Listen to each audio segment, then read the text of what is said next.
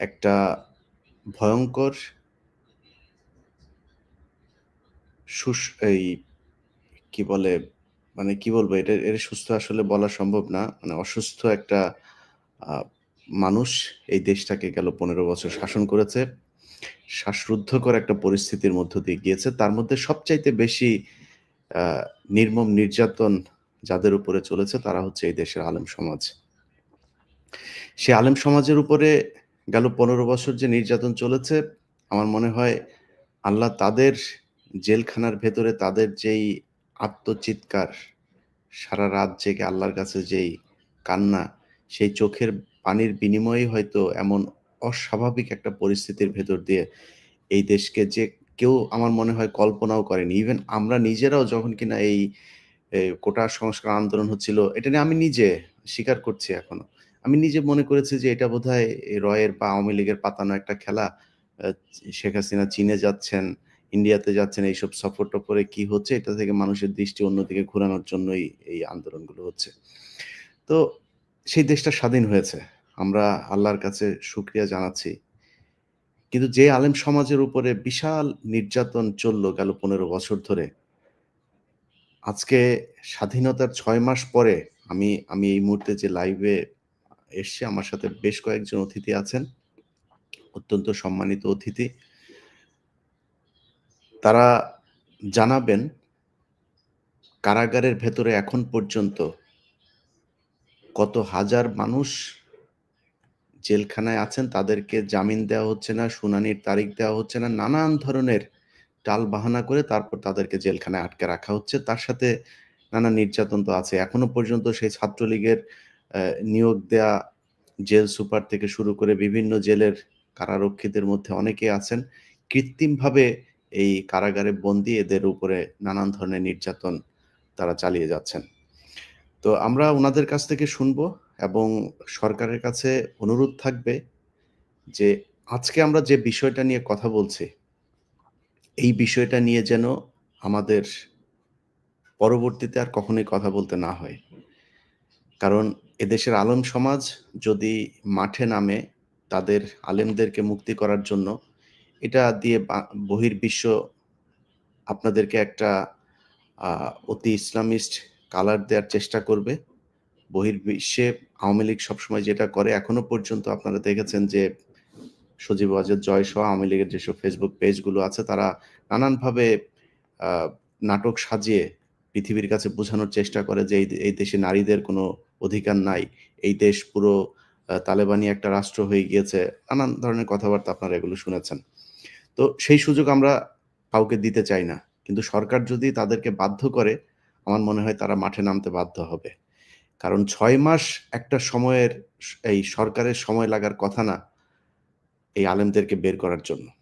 আমার মনে হয় এটার সু খুব দ্রুত কিভাবে করা যায় সেটার জন্য এই সরকার সিদ্ধান্ত নেবেন। আমরা আলোচনায় যাচ্ছি। আলোচনায় ১ম এই আমাদের খুব সদ্য একজন আলেম বের হয়েছেন। আমরা তাকে দিয়েই শুরু করি। আমাদের পুরো আলোচনায় উপস্থিত আছেন অ্যাডভোকেট মোস্তফা নূর ভাই, যিনি বাংলাদেশ পরিবেশ ও মানবাধিকার সোসাইটির ভাইস চেয়ারম্যান। আছেন আ মাওলানা মোহাম্মদ মহিবুল্লাহ, যিনি ২ বছর জেল খেটে এই ২-৩ দিন আগে যিনি বের হয়েছেন। আমার ৩২ নাম্বারে যেদিন ভাঙচুর হয় সেদিনই এটা নিয়ে উনাকে নিয়ে আসার কথা ছিল লাইভে। তো আমরা ওই ঘটনাটার কারণেই এই ৩ দিন পিছিয়ে আজকের লাইভটা করছি। এছাড়া আমার সাথে আছেন জনাব মাওলানা জিহাদুল ইসলাম, আ দারুল উলুম আ আ আ মহিতুল ইসলাম মাদ্রাসার যিনি মহাপরিচালক। যাই হোক সরি মহিউল ইসলাম। হুম। আমি আমি সবাইকে শুভেচ্ছা জানাচ্ছি এবং আপনাদের সবার কাছে কৃতজ্ঞতা যে আপনারা আমাকে সময় দিতে সম্মত হয়েছেন। ১ম এই যেভাবে বলছিলাম যে আমাদের আ মহিবুল্লাহ ভাইয়ের কাছে শুনে আসবো। মহিবুল্লাহ ভাই, আপনার এই যে বের হতে ৬ মাস সময় লাগলো, এখানে সবচাইতে প্রতিবন্ধকতা তৈরি করেছিল কারা?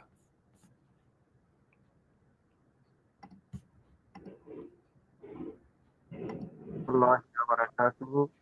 আ আ আমাদের সম্মানিত এবং প্রাণপ্রিয় শুধু আমার বা আমাদের নয়, বাংলাদেশের প্রায় সকল সাধারণ জনগণের শুধুমাত্র ফ্যাসিবাদ আ এর কাছে হয়তো আতঙ্ক। আর বাকি সকলের প্রাণপ্রিয় ইলিয়াস ভাই, আপনাকে আ অশেষ অসংখ্য মোবারকবাদ এবং সেই সাথে কৃতজ্ঞতা জ্ঞাপন করছি আমাকে আ জাতির সামনে উপস্থিত হয়ে কিছু আ অবস্থা পরিস্থিতি বর্ণনা করার সুযোগ দান করার জন্য। আম আমি একটু আ আমার পরিচয়টা সংক্ষেপে দেওয়ার চেষ্টা করি। আমি আসলে একদমই অজপাড়া গাঁয়ের একজন আ সাধারণ মানুষ ছিলাম। আমার ফ্যামিলি ব্যাকগ্রাউন্ড সবাই প্রায় শিক্ষক। আ অত উচ্চ শিক্ষিত বা উচ্চ অফিসার বা রাজনীতির সাথে জড়িত এমন কেউই নেই। আমাদের আ পুরা এলাকাটায় এত পরিমাণ শিক্ষক যে আমাদের তরুণরা এটার নাম দিয়েছে মাস্টার পাড়া। আর আমার আ অধিকাংশ সময় আমার মনোযোগও ছিল এই শিক্ষা প্রতিষ্ঠান নিয়ে। কারণ আমার বিশ্বাস ছিল যে আ দেশ, রাষ্ট্র বা জনগণের আ সুষ্ঠু পরিচালনার জন্য, দেশে শান্তি ফিরিয়ে আনার জন্য যে জিনিসটা দরকার সেটা হচ্ছে দুর্নীতিমুক্ত মানুষ। একজন সৎ চরিত্রের মানুষ যার লোভ নেই, যার জন আ গণের নিঃস্বার্থ খেদমত করার আকাঙ্ক্ষা থাকে। এরকম লোকরাই যদি প্রশাসনে বা পরিচালনায় ব্যবস্থাপনায় থাকে তাহলেই সাধারণ মানুষ সুখে শান্তিতে থাকতে পারে।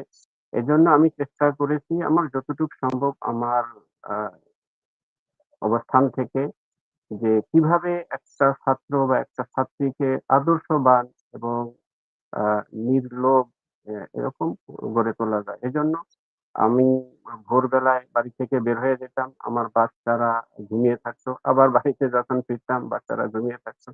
আমার পরিবারের আমার নিজের সন্তানদের পেছনে আমার মেহনত করার সুযোগ কম হয়েছিল।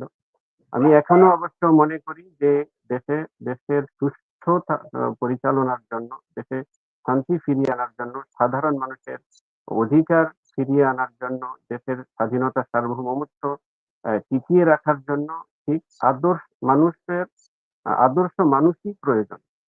আমার প্রতিষ্ঠানে আমি আ শুরুতেই আমরা এই আদর্শ রাষ্ট্র গড়ার শপথ নিয়ে আমাদের সকালটা শুরু হইতো এবং সারাদিন এর উপরই আমরা আমার প্রতিষ্ঠানের সহ অন্যান্য তরুণ আ এক ঝাঁক যে শিক্ষক মন্ডলী ছিলেন সবার প্রচেষ্টা সম্মিলিত প্রচেষ্টা ছিল।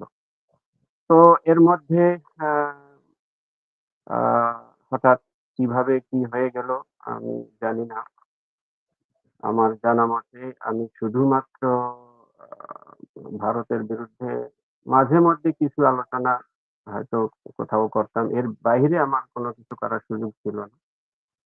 তো হ্যাঁ, কোথা থেকে যে এই বিষয়টা হঠাৎ করে চলে আসলো এটা আমি জানি না। এর আমি আমার প্রতিষ্ঠানেই ছিলাম। আ সম্ভবত ৫ম পিরিয়ডে ৫ম শ্রেণীর ইসলাম ও নৈতিক শিক্ষার ক্লাসে আমি ছিলাম।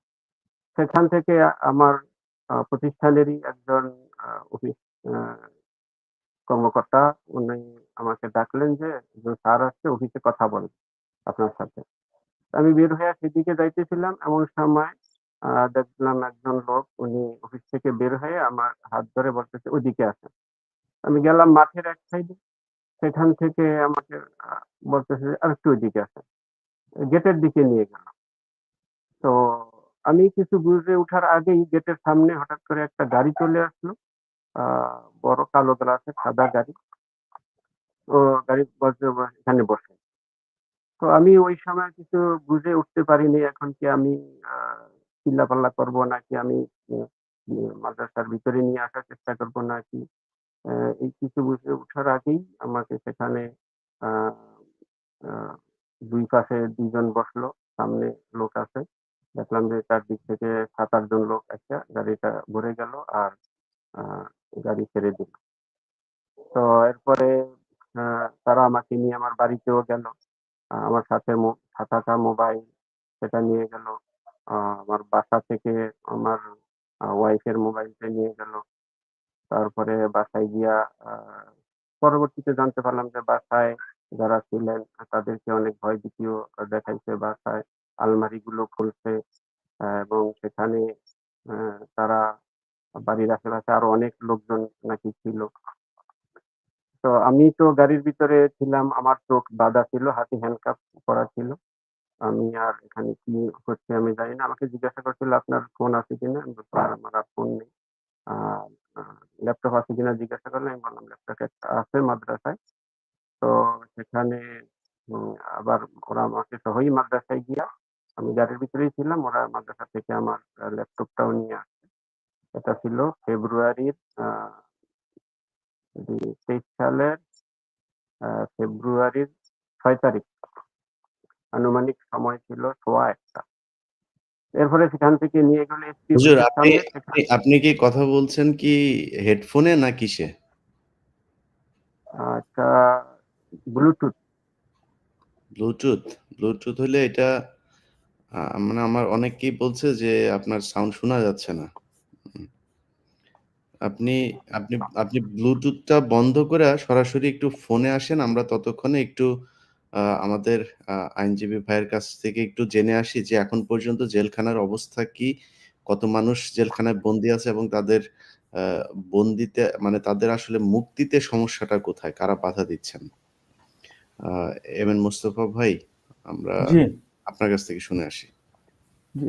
সম্মানিত ইলিয়াস ভাই, আ সংগ্রামী দেশবাসী, বিপ্লবী গণ আ জনগণতান্ত্রিক বাংলাদেশের নাগরিকবৃন্দ, আসসালামু আলাইকুম ওয়া রাহমাতুল্লাহ। আসলে আ যে বিষয়টা এখনো পর্যন্ত যে মুক্তির সমস্যাটা কোথায়? সমস্যাটা হলো আমরা যে মুক্ত হয়েছি, আমরা যে জালিম মুক্ত হয়েছি, দেশ যদি জালিম মুক্ত হয় তাহলে সমস্যা থাকার কথা না। দেশ আসলে জালিম মুক্ত না। এখনো 80-90% যে জালিমের অনুচরেরা, সক্রিয় অনুচরেরা অ্যা যে ক্ষমতা আ বসে আছে, বিভিন্ন জায়গায় বসে আছে, গুরুত্বপূর্ণ জায়গায় তারা পাহারাদারি করছে। এটা তো এই যে বেনজি সাহেবের বক্তব্যেও উঠে আসছে এবং আমরাও জানি। তো এ কারণে ২ টা বিষয় আমি আজকে এই পর্যায়ে বলবো। সেটা হলো যে আলেম ওলামা যারা নাম আছে, যাদের নামধাম আছে, যারা এ এ যা এ তা তাদের বিষয়ে কিছুটা হিসাব কিতাব আছে। আমরা বলতে পারি কতজন জেলে আছেন, কতজন জেলে অ্যা অ্যা আদালতে জামিন পাওয়ার পরেও জেলখানায় আটক আছেন। দুর্ভাগ্যজনক এখানে একটা কথা, উচ্চ আদালতে জামিন পাওয়া সত্ত্বেও, নিম্ন আদালতে জামিন পাওয়া সত্ত্বেও যাদেরকে আপিল করে আটকানো হয়েছে, তাদেরকে ওই আপিল নিষ্পত্তি হওয়া সত্ত্বেও, পুনরায় জামিন হওয়া সত্ত্বেও আবার কি করা হয়েছে? আপনার গোয়েন্দা সংস্থার রিপোর্টের অপেক্ষায়, ক্লিয়ারেন্সের অপেক্ষায় তথাকথিত এই দিনের পর দিন জেলখানায় থাকতে হয়েছে। তো যেটা আমাদের এই ইয়া ভাইয়ের ব্যাপারে যেটা মাওলানা মহিবুল্লাহ সাহেবের ব্যাপারেও যেটা হয়েছে, একদিন আমি চট্টগ্রাম জেলখানায় আরো আইনজীবী সহ রাতের ১২টা বাজে গিয়ে ওনাদেরকে কঠোরভাবে জিজ্ঞাসাবাদ করে তারপর রাতের ১টায় ওনাদেরকে ছাড়িয়ে আনতে পেরেছি। তাও আমি একজন সেনাবাহিনীর সাবেক কর্নেল দিদার সাহেবের সহযোগিতা নিয়ে, এবং উনি স্বরাষ্ট্র মন্ত্রণালয়ের সাথে যোগাযোগ করেছেন। তারপর এটা হয়েছে। এটা হাসিনা পতনের একদম পরপর কয়েকদিনের মধ্যে ঘটনা। এরপর এখানে যেটা আলোচ্য বিষয় হতে পারে যে জামিনে মুক্ত হওয়ার পরেও জামিনে বের হতে গোয়েন্দা সংস্থার মর্জির উপর ভরসা করতে হয়। এটা চরম মানবাধিকার লঙ্ঘন। এটার মতো চরম মানবাধিকার লঙ্ঘনের বিষয় আর হতে পারে না। আর জালিমরা যেগুলো ঘটনা ঘটিয়েছে, আমি যেটা একটু করে বলছিলাম যে বড় বড় আলেম যারা আছেন, যারা কওমি আলেমরা আছেন, এমনিতে আমাদের আলিয়া লাইনের আলেমরা আছেন যারা ক্ষতিগ্রস্ত হয়েছেন মিথ্যা মামলায়, সাজানো নাটকে, তাদের যে হিসাব একটা আছে।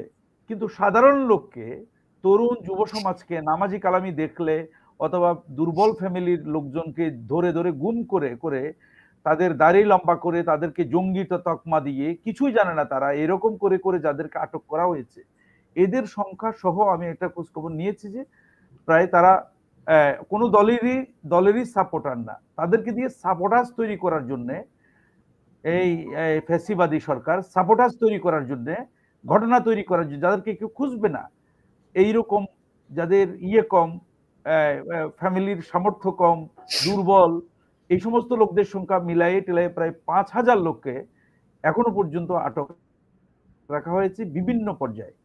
এবং এই মামলাগুলো একসাথে যদি প্রত্যাহার করা না হয়, একসাথে মামলা প্রত্যাহার করা না হয়, তাহলে এই ফ্যামিলিগুলো এই আইনি মোকাবেলা করার পন্থা জানা এবং মোকাবেলা করে বেরিয়ে আসা, এটা খুবই অসম্ভব ব্যাপার। জি ইলিয়াস ভাই।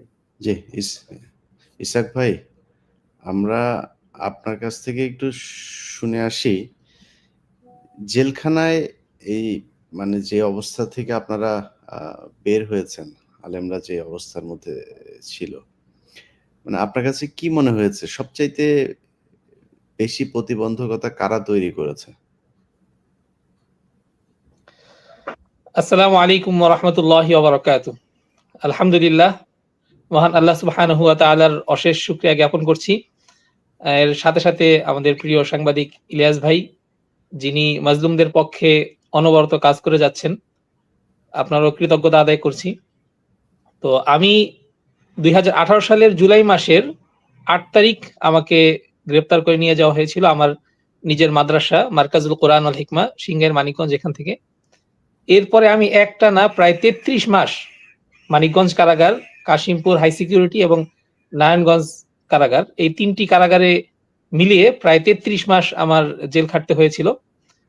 তো এই বিস্তারিত বলতে গেলে অনেক লম্বা সময় লেগে যাবে। তো ইলিয়াস ভাই যেটি জিজ্ঞাসা করেছেন, তো আমার এই 33 মাসের সময়টিতে আমি দেখেছি যে সেই আওয়ামী লীগের সেই সময়টিতে বিগত 15 বছর যেই ফ্যাসিবাদী শক্তি ক্ষমতায় ছিল, এই সরকার এবং রাষ্ট্রের বিভিন্ন মাফিয়া, যেমন মিডিয়া মাফিয়া, মিডিয়ার মাধ্যমে কিছু ন্যারেটিভ তৈরি করা হতো, এর সাথে সম্পৃক্ত হতো কিছু দুর্নীতিবাজ সরকারি কর্মকর্তা, এবং তাদের সাথে জেলখানার জেলার সুপার এবং বিভিন্ন গোয়েন্দা সংস্থা এবং আদালতের বিভিন্ন পর্যায়ের লোকজন, অর্থাৎ এই রাষ্ট্রযন্ত্রের প্রত্যেকটা রন্ধ্রে রন্ধ্রেই এমন একটা সিস্টেম চালু করা হয়েছিল পারস্পরিক যোগ সাজসে, যে এখানে একজন ব্যক্তি যদি মাজলুম হয় এবং তার যদি আত্মীয় স্বজন খুব বড় লেভেলের কেউ প্রভাবশালী না থাকে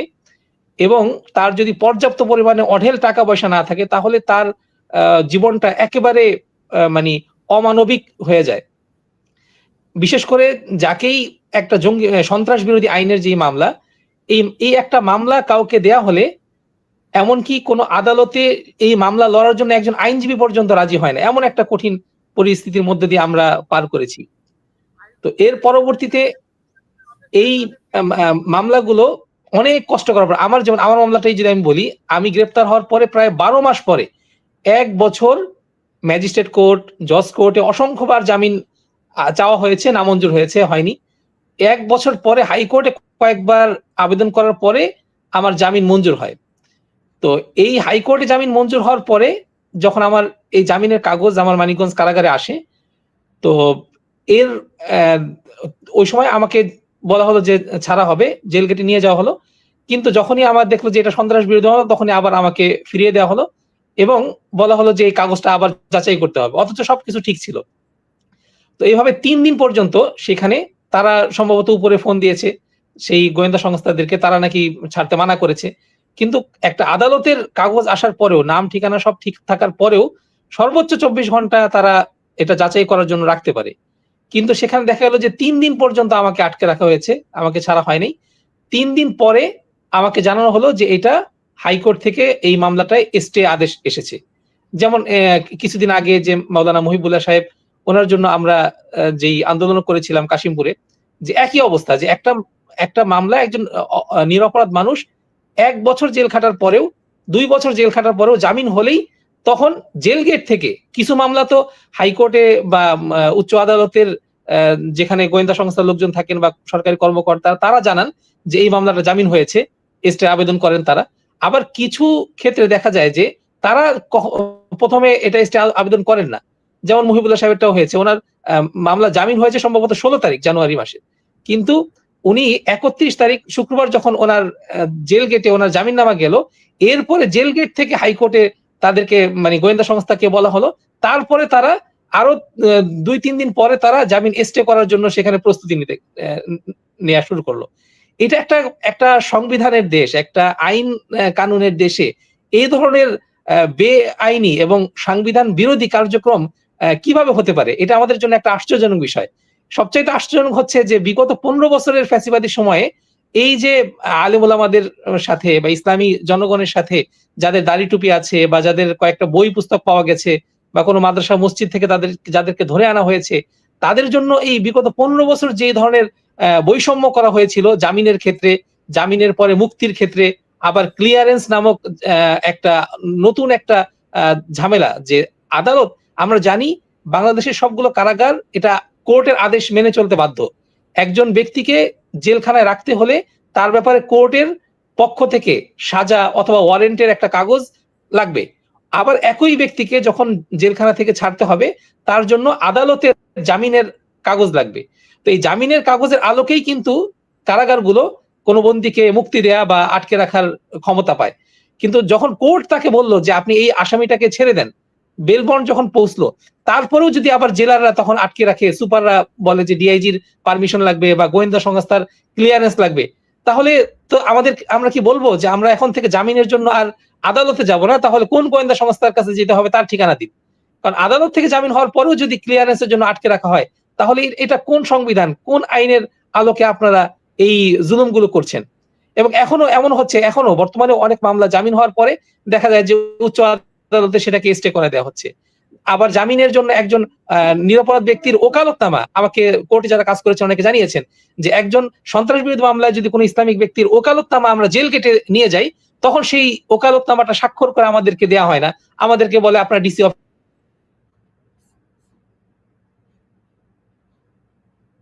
অফিসে যান, আমাদেরকে বলা হয় আপনার অমুক জায়গায় যান। সেটার জন্য ১ দিন পর্যন্ত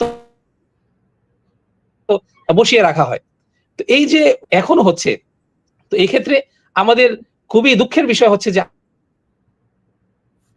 আমরা যে বৈষম্যহীন প্রায় ২,০০০ এর উপরে এখানে ছাত্র জনতা জীবন দিয়েছে, ৩০,০০০ এর উপরে যেখানে এত রক্ত, এত পরিশ্রমের পরে যেই বাংলাদেশ এসেছে, এখান থেকে তো অবশ্যই আমরা প্রথম দিনই আশা করেছিলাম সরকার, এই নতুন সরকার প্রথম দিনই জেলখানায় বিগত ১৫ বছর যাবৎ যারা রাজনৈতিক হয়রানির জন্য, যারা সন্ত্রাস বিরোধী মামলার নামে অথবা যেকোনো রাজনৈতিক মামলায় যারা বন্দী ছিল, তাদেরকে প্রথম একটা অর্ডারের মাধ্যমে তাদেরকে জেলখানা থেকে ছেড়ে দেওয়া হবে। এটা আমরা সবাই আশা করেছিলাম। কিন্তু সেই আশা আমরা এখনো দেখছি না। তো এটা যে কালক্ষেপণ করা হচ্ছে, এবং আইন উপদেষ্টা যিনি বলেছিলেন যে যারা মিথ্যা মামলায় আছে তাদেরকে আমরা ছাড়ার জন্য ব্যবস্থা করছি, কিন্তু তার কথারও আমরা কোনো বাস্তবায়ন দেখছি না। বরং আমরা দেখতেছি এখন আবার নতুন করে একটা সিন্ডিকেট তৈরি হয়েছে হাইকোর্টের মধ্যে, তারপরে উচ্চ আদালতে, যেখানে এই বিগত ১৫ বছরের যেটা পরীক্ষিত যে আওয়ামী জুলুমের যে মামলাগুলো, এই মামলার বন্দীদের ক্ষেত্রেও তাদের জামিনটা অনেক কষ্টে জামিন নেওয়ার পরেও সেই জামিনগুলোকে স্টে করে দেওয়া হয়। আবার একটা জামিন স্টে করে দিলে সেই জামিন, আপনারা অনেকে জানেন যে একজন সাধারণ নাগরিক যখন একটা জেলে বন্দী হয়, তার পরিবার তার জামিন করার জন্য কারো গরু বিক্রি করতে হয়, ছাগল বিক্রি করতে হয়, অনেকে জমি জমা বিক্রি করে ৬ মাস, ১ বছর, ২ বছর, ১৫ বছর পর্যন্ত অনেকে এমন বন্দী আছে যে যাদের বাড়ির সব সহায় সম্বল বিক্রি করে তার জামিন করা হয়েছে। এরপরে সেই জামিনটা হওয়ার পরে সবাই আশায় থাকে যে এখন আমরা আদালতের মাধ্যমে জামিন পেয়েছি, আমরা বের হতে পারবো। এই সময় যদি তাকে বলা হয় যে এই জামিনটা স্টে হলো, স্টে করার পরে ওই স্টে ভাঙানো কিভাবে যাবে এই সম্পর্কে অনেকে জানেন না। এরপরে যে কাজটা হয়, অনেকের ক্ষেত্রে আবার জেল গেটে মামলা দেয়া হয়। যেমন আমাকে মামলা দেয়া হয়েছিল। আমার ১ বছর জেলে আমি থাকার পরে আমার যখন জামিন হলো, সেই জামিন হওয়ার পরে আমাকে ৩ দিন পর্যন্ত আটকে রেখে অবৈধভাবে তারা আমাকে স্টের একটা কাগজ দেখালো। এরপরে ওই স্টে ভাগার জন্য আমরা ৪ মাস উচ্চ আদালতে মামলা লড়াই হলো। ৪ মাস পরে সুপ্রিম কোর্টের আপিল বিভাগের প্রধান বিচারপতি মাহমুদ হোসেন, বিচারপতি হাসান ফয়েজ সিদ্দিকী এবং জিনাত আরা, ৩ জনের বেঞ্চ, তারা আমাকে রায় দিলেন যে এই ব্যক্তির ব্যাপারে সরকার পক্ষের আনিত তথ্য উপাত্ত এখানে কোনো তার অপরাধের প্রমাণ না পাওয়ায় তার স্টে আবেদন ক্যানসেল করা হলো, তাকে জামিন বহাল রাখা হলো। এই কাগজ যখন কাশিমপুর কারাগারে আসে, তখন আমাকে সাথে, সাথে আমি যখন জেল গেটে আমাকে জামিনে মুক্তি দেওয়া আমি গেলাম, তখন আমাকে শোনা হলো যে আপনাকে আরেকটা মামলায় আপনাকে গ্রেপ্তারের একটা কাগজ এসেছে, অ্যারেস্ট এসেছে। সেটা কোন জায়গায়? সেটা হচ্ছে নারায়ণগঞ্জের কোন জিন্দা পার্ক এলাকার একটা মামলা, অজ্ঞাতনামা মামলা। ২০১৮ সালের কবে হয়েছে আমি জীবনে কোনদিন জিন্দা পার্ক এলাকায় কখনো আমি যাইনি। তো তখন আমি দেখলাম যে আরে এটা কি আশ্চর্যজনক কথা যেখানে আমি কোনোদিন যাইনি, সেই একটা হলে ওই মামলার এজাহারে আমার কোনো নাম নেই। সেই মামলায় আমাকে শোন অ্যাশ দেখানো হলো। এরপরে কাশিমপুর থেকে আমাকে নারায়ণগঞ্জে চালানে পাঠানো হলো। এরপরে আরো অনেক লম্বা সময় প্রায় ৭ মাস এরপরে মামলা চালানোর মতো কোনো টাকা-পয়সা আমার পরিবারের কাছে ছিল না। কারণ এর পূর্বেই প্রায় ৫-৬ লাখ টাকার মতো খরচ হয়ে গেছে প্রায় ১৬ মাসে আমার মামলার কাগজ এবং বিভিন্ন কাজের পেছনে। তো এই যে অবস্থা, তো এরপরে প্রায় ৩৩ মাস এভাবে জেল খাটার পরে এরপরে ২য় মামলাটায় আমি জামিন পাই। এরপরেও আমার প্রায় ১৭,০০০ টাকা জেল গেটে আমার দেয়া লেগেছে এজন্য যে আমি যদি এই টাকাটা না দেই তখন তারা গোয়েন্দা সংস্থাকে রিপোর্ট দিবে এবং গোয়েন্দারা তখন আবার আমাকে ধরে নিয়ে যাবে, আবারও মামলা দিবে। এজন্য তখন আমার পরিবার থেকে, আমার থেকে পিসি থেকে সেখান থেকে প্রায় ১৭,০০০ টাকা দিয়ে তখন আমার সেখান থেকে আসতে হয়েছিল। তো এটাও আল্লাহ আমাকে সহজ করে দিয়েছেন যে আমি আসতে পেরেছি। এমন অনেকের ঘটনা হয়েছে যাদেরকে একাধিকবার জেল গেট থেকে নিয়ে গিয়েছে। তো এই যে একটা আইন এবং আদালতের যেই বিষয়গুলোতে এই ক্ষেত্রে যে বৈষম্যটা আমাদের দেশে এখনো হচ্ছে, আমরা আশা করব যে আমাদের আমরা সরকার এবং এই আসিফ বিষয়গুলোতে যারা আছে তারা এই আসিফ বৈষম্যগুলো দূর করবেন। আসিফ নজরুল স্যার, কানে যদি এই কথা যদি ঢুকে তাহলে তাড়াতাড়ি ব্যবস্থা নিয়েন, হ্যাঁ? ব্যবস্থা না নিলে এই ৪-৫ হাজার পরিবারের ওইদিকে বিডিআর আটকায় রাখছেন আপনারা, সব মিলায় কিন্তু গ্যাঞ্জাম লাগায় দেওয়া হবে। সো আমরা সরকারকে সহায়তা করতে চাই, সরকারের পাশে থাকতে চাই। ৬ মাস পরে এবং গোয়েন্দা সংস্থার যেসব ইন্ডিয়ান পয়দা, এই ভারতীয় পয়দা গোয়েন্দা সংস্থার যারা আছেন তাদেরকে বলবো ভালো হয়ে যান। জেল গেটে যায় ওগুলি না কইরা, আলেম-টালেম আছে তো এইজন্য সব কথা বলতে পারছি না আজকে। আলেমদের সম্মান দিয়ে কথা বলতে হচ্ছে। খুব ভালো হয়ে যান। আমরা তো এগুলো নিয়ে কাজ করছি। একেকটা জামিনের জন্য আলাদা, আলাদাভাবে এর কাছে যাইতে হচ্ছে, ওর কাছে যাইতে হচ্ছে, এই করতে হচ্ছে, ওই করতে হচ্ছে। কেন করা লাগবে? এটা আপনাদের কাজ না? আর সমন্বয়ক, আপনারা কি বাড়ির থেকে লোকজন নিয়ে দেশ স্বাধীন করে ফেলছেন? আপনাদের পাশে আলেমরা ছিল না? এই দেশের মানুষ ছিল না? আজ পর্যন্ত কারোরে শুনি নাই যে কোথাও গিয়ে কোনো সমন্বয়ক গিয়ে কোনো আলেমের পাশে দাঁড়াইছেন। কারণ কি? এদেরকে মানুষ মনে হয় না?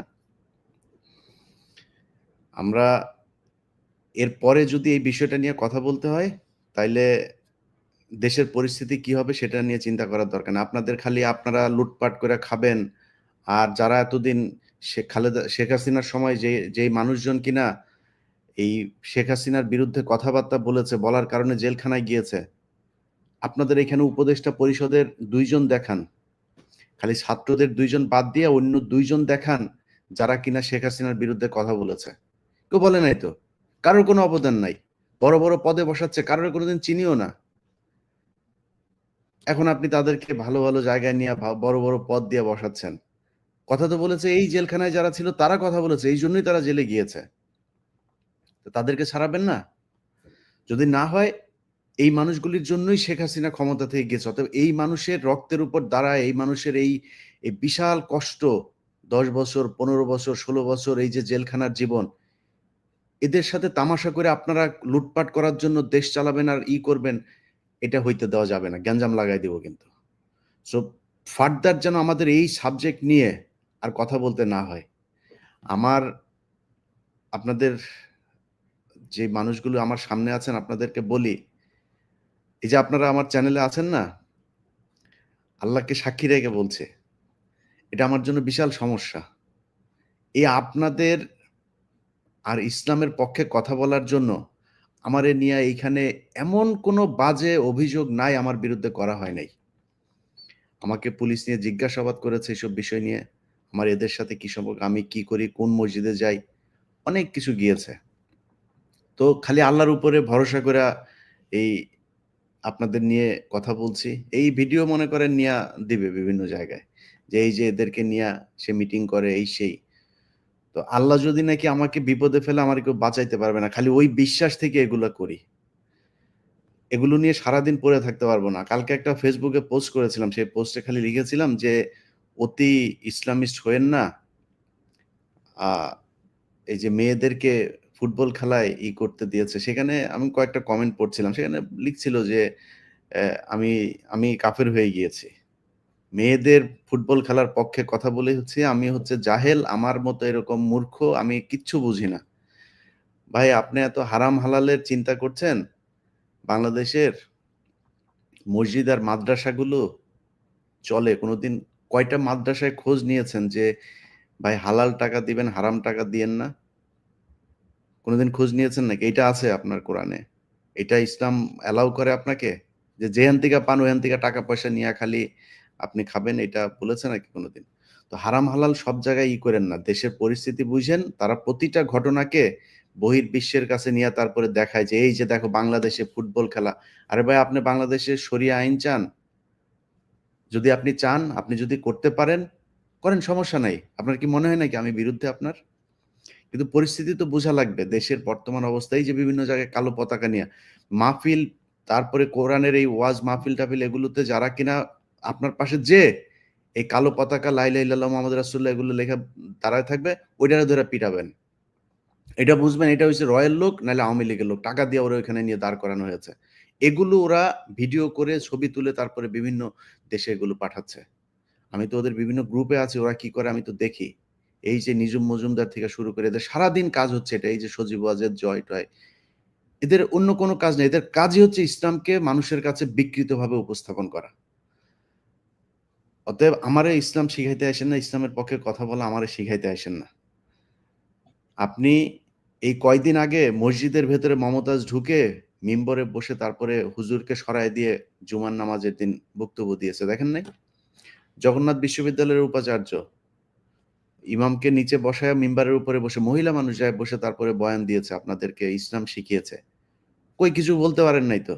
ওয়াজ করে আর ওয়াজের পিছনে যখন হুজুর যা বলে ইয়াস এই লাফান শুরু করেন। আপনি ওই মহিলারে যা থাপড়াইতে পারেন নাই? উচিত ছিল তো ওরে ওইখানে টাইনা হেঁচড়া তারপরে মসজিদ থেকে বার করা। এটার নাম হচ্ছে ইসলাম। তবে আমাদেরকে ইসলাম শিখাইতে আসেন না। এই ইসলামের জন্য জীবনে বহুত কিছু হারাইছি। যাই হোক আমাদের এই আরো ২ জন আলোচক আছেন আপনাদের কাছে। আমি জাস্ট আমরা খুব বেশি সময় নিব না। আপনাদের জেলখানার যে জীবন সেই জীবনটার বর্ণনা শুনবো। আমাদের আ জিয়াদুল ভাইকে পাচ্ছি না। মিজানুর রহমান আজাদী, আপনাকে দিয়েই শুনি। আপনার কি অবস্থা? কি চললো? কি দেখছেন? আলেমদের মুক্তিতে বাধা কারা দিচ্ছে? একটু বলেন। আসসালামু আলাইকুম রহমতুল্লাহ। সর্বপ্রথম আমি ইলিয়াস হাসান ভাইকে আন্তরিক ধন্যবাদ এবং মোবারকবাদ জানাই। আমি দ্বীপাঞ্চল ভোলা ভোলা বাংলাদেশের একটি দ্বীপ জেলা। আমরা এখানে 2013-তে শাপলা চত্বরে অবস্থান করেছি। আমি হেফাজত মামলায় কারাবন্দী ছিলাম ভোলা জেলায় এবং নেতৃত্বেও ছিলাম। আহ আল্লাহ তাআলার কাছে অশেষ শুকরিয়া যে বৈষম্য বিরোধী ছাত্র আন্দোলনে ছাত্র জনতার ত্যাগ এবং রক্তের বিনিময়ে যে এক স্বাধীনতা এসেছে, আমরা আশা করেছিলাম এই স্বাধীনতার মাধ্যমে আমাদের মজলুমদের খোঁজখবর নেওয়া হবে, আমাদের মামলা থেকে আমরা অতি দ্রুত আমরা মুক্তি পাব। কিন্তু বড় দুঃখের সাথে বলতে হয়, আমাদের দ্বীপ জেলা ভোলার যে একজন মজলুম আলেম এই কয়েকদিন আগে মুক্তি পেয়েছে, মাওলানা মহিবুল্লাহ সাহেব, শ্রদ্ধাভাজন আলেম, আমার বাড়ির কাছেই বন্ধু মানুষ। কিন্তু বড় হতভম্ব হয়ে যাই যে নতুন স্বাধীনতা স্বাধীনতা বলে স্লোগান দেওয়া হয়, আজকেও আমরা আদালতের বারান্দায় দাঁড়িয়ে থাকি, আমাদেরকে সেই জোহরের নামাজও আমরা পড়তে পারি না। আদালত চত্বরে আমাদেরকে কাটাতে হয় সকাল থেকে নিয়ে, মাসে ৩-৪ বার হাজিরা দিতে হয়। আল্লাহ তাআলার অশেষ মেহেরবানি যে আজকে আমরা ভোলা জেলা দায়রা জজে ২টি মামলা থেকে আমরা খালাস পেয়েছি, ১৯ জন আলেম। তো মূলত ফ্যাসিস্ট স্বৈরাচারের আমলে যে সকল মানুষ কথা বলেছে এরা নির্গৃহীত হয়েছে, দেশান্তর হয়েছে, যেমন আপনি। যারা দেশে রয়েছে তাদের প্রতি যে নির্বিচারে অত্যাচার এবং জুলুম, এই বিষয়গুলো আসলে অবর্ণনীয়। জেলখানার কারাবন্দী জীবন কত অসহনীয়, এবং ওই সময় সকলেই একটা লাঞ্ছনা এবং তিরস্কারের সাথে দেখত। বিশেষ করে আমি বলি যে প্রশাসনের লোকের মাধ্যমে আমরা যে হয়রানির শিকার হয়েছি স্বৈরাচারের আমলে, কিন্তু ৬ মাস যাওয়ার পরও দেখি আমরা সেই প্রশাসনিক জুলুমের মধ্যে এখনো আমরা নিমজ্জিত। যেমন আমাকে গ্রেপ্তার করা হয়েছে রাত্রে 12:30টায় ভোলা সদর থানার ওসি তৎকালীন এনায়েত স্যার, উনি নিজে এসে তার ব্যাটালিয়ন নিয়ে চতুর্দিকে আমার মাদ্রাসার পাশে বাসা থেকে আমাকে রেড দিয়ে গ্রেফতার করে। আমার গায়ে ওই সময় 103 জ্বর ছিল। আমার ঘরে ছোট্ট বাচ্চা আছে, আমার 4 ছেলে হাফেজে কোরআন, ওরা আতঙ্কিত হয়ে গেছে। ঘর থেকে আমাকে এমন পরিস্থিতিতে গ্রেফতার করে রাত্রে 12:30টায় নিয়ে যাওয়া, মনে হয় যেন একজন মোস্ট ওয়ান্টেড ক্রিমিনাল সন্ত্রাসীকে গ্রেফতার করা হয়েছে। তো ওই সময় আমি অথচ একটা মাদ্রাসার মুহতামিম, আমি ভোলা জেলার পরিচিত একজন আলেম, সদরেই আমার একটা মেশকাত পর্যন্ত মাদ্রাসা, পাশে আমি বাজার মসজিদে কেন্দ্রীয় মসজিদের খতিব। এমন একজন লোককে এভাবে গ্রেফতার করে নিয়ে পরপর আবার জেলখানায় মামলা দেওয়া, সেখান থেকে দীর্ঘ আমরা এই জুলুমের শিকার হয়ে নতুন স্বাধীনতায় আমরা এসে আদালতের বারান্দায় যাওয়া, আমাদের কোনো খোঁজ খবর না নেওয়া, এবং দেশ কিভাবে চলতেছে আমার কাছেও আমি অনেক হতভম্ব হয়ে যাই। তো এই জন্য আজকের এই লাইভে আপনার মাধ্যমে আমাদের এই মনের অভিব্যক্তিগুলো প্রকাশ করতে পেরেছি, এজন্য আপনাকে আন্তরিক শুভেচ্ছা জানাচ্ছি। তবে আমার মনের একটা চাহিদা হলো, যারা বর্তমানে দেশ সংস্কারের নামে দেশের শাসনভার গ্রহণ করেছে, তাদের সংস্কারগুলো যেন আমাদের সামনে স্পষ্ট করে। আমি বলি যে আমরা যারা জেল জুলুম সহ্য করেছি, স্বৈরাচার পেচিস্ট, ওই মাফিয়া ডন খুনি হাসিনার আমলে আমরা কথা বলেছি, আন্দোলন করেছি, রাস্তায় পুলিশ বাহিনীর মার খেয়ে আমরা রক্তাক্ত হয়েছি, শাপলা চত্বরে রক্তাক্ত হয়েছি, ছিলাম শাপলা চত্বরে, জেল খেটেছি। আমাদেরকে তো কখনো আমাদের থেকে মতামত নেওয়া হয় না দেশ কিভাবে সংস্কার করা হবে, বরং আমাদেরকে অবজ্ঞা করা হয়। তাহলে কি সংস্কার চলতেছে? নাকি এক মাফিয়া, এক স্বৈরাচার সরায়া আর অন্য কোনো স্বৈরাচারকে প্রতিষ্ঠা করার ব্যবস্থা করা হচ্ছে? এটা তো আমরা সন্দিহান। এজন্য আজকে আমরা মাজলুম আলেমদের পক্ষ থেকে, বিশেষ করে দ্বীপাঞ্চল ভোলার হেফাজতের আমি সিনিয়র যুগ্ম সাধারণ সম্পাদক, এবং আমি হেফাজত ভোলা সদর উপজেলা শাখার সভাপতি। এজন্য আমি মাজলুমদের পক্ষ থেকে আপনার মাধ্যমে আমি এই কথাগুলো, যেহেতু আমাদের উপদেষ্টা মণ্ডলীর সকলের কাছে পৌঁছে, এজন্য আমি দাবি করব যে অন্তত যারা জুলুমের শিকার স্বৈরাচারের আমলে হয়েছে, তাদের মতামত নিয়ে দেশ সংস্কার সহ দেশের সামনের আগামী আমাদের বাংলাদেশ, যে দেশে জন্মগ্রহণ করেছি, যে দেশের সুখ শান্তি, এদেশের মানুষের মাঝে আমরা বৈষম্য হীন, বিশেষ করে বিদেশি আগ্রাসন, পার্শ্ববর্তী বন্ধু নামী কলঙ্ক, ভারতের আগ্রাসন রুখে আমরা মোদী বিরোধী আন্দোলনে আমি কিন্তু গ্রেপ্তার হয়েছি। এজন্য আমি বলবো, ভারতের কিঞ্চিত পরিমাণ কোনো আগ্রাসন আমাদের দেশে, আমি অন্তত বেঁচে থাকতে যদি কোনো ভারত বিরোধী আগ্রাসন বিরোধী আন্দোলনের ডাক আসে, আমি সর্বপ্রথম সামনে থাকবো, মাঠে থাকবো ইনশাআল্লাহ। যাই হোক, যেহেতু আপনার মাধ্যমে কথা বলেছি, আমি দোয়া চাই যেন আল্লাহ তাআলা আমাদের এই ভোলার 19 জন আলেম যারা জেল খেটেছে, তাদের বাকি যে মামলাগুলো আছে এগুলা থেকেও আমরা মুক্তি পাই। তবে আমি কেন্দ্রীয় পর্যায়ের যারা হেফাজতের নেতৃবৃন্দ আছেন, এবং বিশেষ করে যারা স্বৈরাচার আমলে নির্যাতন জুলুমের শিকার হয়েছেন, তাদেরকে অন্তত একত্রিত করেন, তাদের খোঁজ খবর নেন। এমনও আমাদের মামলার কারাবন্দী সাথী আছে, আমাদের একটা গ্রুপ আছে, যে তিনি দিন এনে দিন খায়। প্রাথমিকভাবে তারা যখন গ্রেপ্তার হয়, আমরা তাদের বাড়ি ঘরে নিয়ে রমজান মাসে ইফতার পুষিয়েছিলাম, কিন্তু আমাদেরকে 3 মাস পরে, আমি আত্মগোপনে ছিলাম, তারপরও কিন্তু আমাকে গ্রেপ্তার করা হয়। যখন আমি বাসায় আসি, খোঁজ পাই, আমাকে গ্রেপ্তার করে। আমার আসলে অগোছালো দেরিতে আসছি, আমি আমি এই ব্যাপারে একটু অভিজ্ঞতা কম, অনলাইনে ঢুকতে দেরি হয়েছে, এজন্য মিজান দুঃখিত। সাহেব হুজুরকে একটা আপনি প্রশ্ন অনেক করতে সুন্দর সুযোগ বক্তব্য করে দিন। দিয়েছেন। জিয়াদুল ইসলাম ভাই, আমরা আপনাকে দিয়ে শেষ করি। সেটা হচ্ছে, আপনি নিজেও আলেমদের মুক্তির ব্যাপারে অনেক কাজ করছেন। তো মূল বাধাটা কোথায় দেখেছেন আপনি? আচ্ছা, সালাম আলাইকুম রহমতুল্লাহ বরকাত। ইলিয়াস ভাই, আপনাকে ধন্যবাদ এবং আমাদের সাথে যারা যুক্ত হয়েছেন সকলকেই জানাই মোবারকবাদ। এখানে আমাদের আসলে মৌলিকভাবে আমি যে অনেক সময় তো আসলে অনেক চলে গেছে, এখন সংক্ষিপ্তভাবে এবং গোছালো আলোচনাগুলো করার চেষ্টা করব। আমি কয়েকটা পয়েন্ট নিয়ে আসছি। আসলে বাংলাদেশের যে সমস্যাগুলো, মৌলিক সমস্যাগুলো আলেমদের ব্যাপারে এবং কারাগারের ব্যাপারে মৌলিক সমস্যাগুলো আমরা দেখা যাচ্ছে আধিপত্যবাদের বিস্তারের পক্ষ থেকে কিন্তু আমাদের এই বাধাগুলো, এবং আলেমদের প্রতি যেই কারা নির্যাতন, ইসলামপন্থীদেরকে কোণঠাসা করা, হেফাজতকে কোণঠাসা করা এবং নিরীহ আলেমদেরকে ধরে ধরে নিয়ে জঙ্গি মামলায় গ্রেপ্তার দেখানো, এটা কিন্তু স্বাভাবিক আমাদের স্বাভাবিক ক্রাইসিস, একটা রাষ্ট্রীয় ক্রাইসিস। এবং এই রাষ্ট্রীয় ক্রাইসিসের মূল পয়েন্ট আমরা দেখতেছি, যেটা আমরা মূল ক্রাইসিস যেটা মনে করছি সেটা হলো বাংলাদেশে যারা আধিপত্যবাদ বিস্তারের জন্য কাজ করে, প্রথমত হলো এনজিও, দ্বিতীয়ত হলো ভিনদেশী গোয়েন্দা সংস্থাগুলো। এনজিও এবং গোয়েন্দা সংস্থাগুলো বাংলাদেশে এসে প্রথমত ভর করে বাংলাদেশের তথাকথিত সুশীল সমাজ কিংবা বুদ্ধিজীবী তাদের উপরে। এই তথাকথিত সুশীল সমাজ বুদ্ধিজীবী তারা কি করে বাংলাদেশের আমলাদের উপরে, বাংলাদেশের রাজনীতিবিদদের উপরে, এমনি স্বাভাবিক ব্যবসায়ীদের উপরে, তাদের উপরে গিয়ে তারা ভর করে।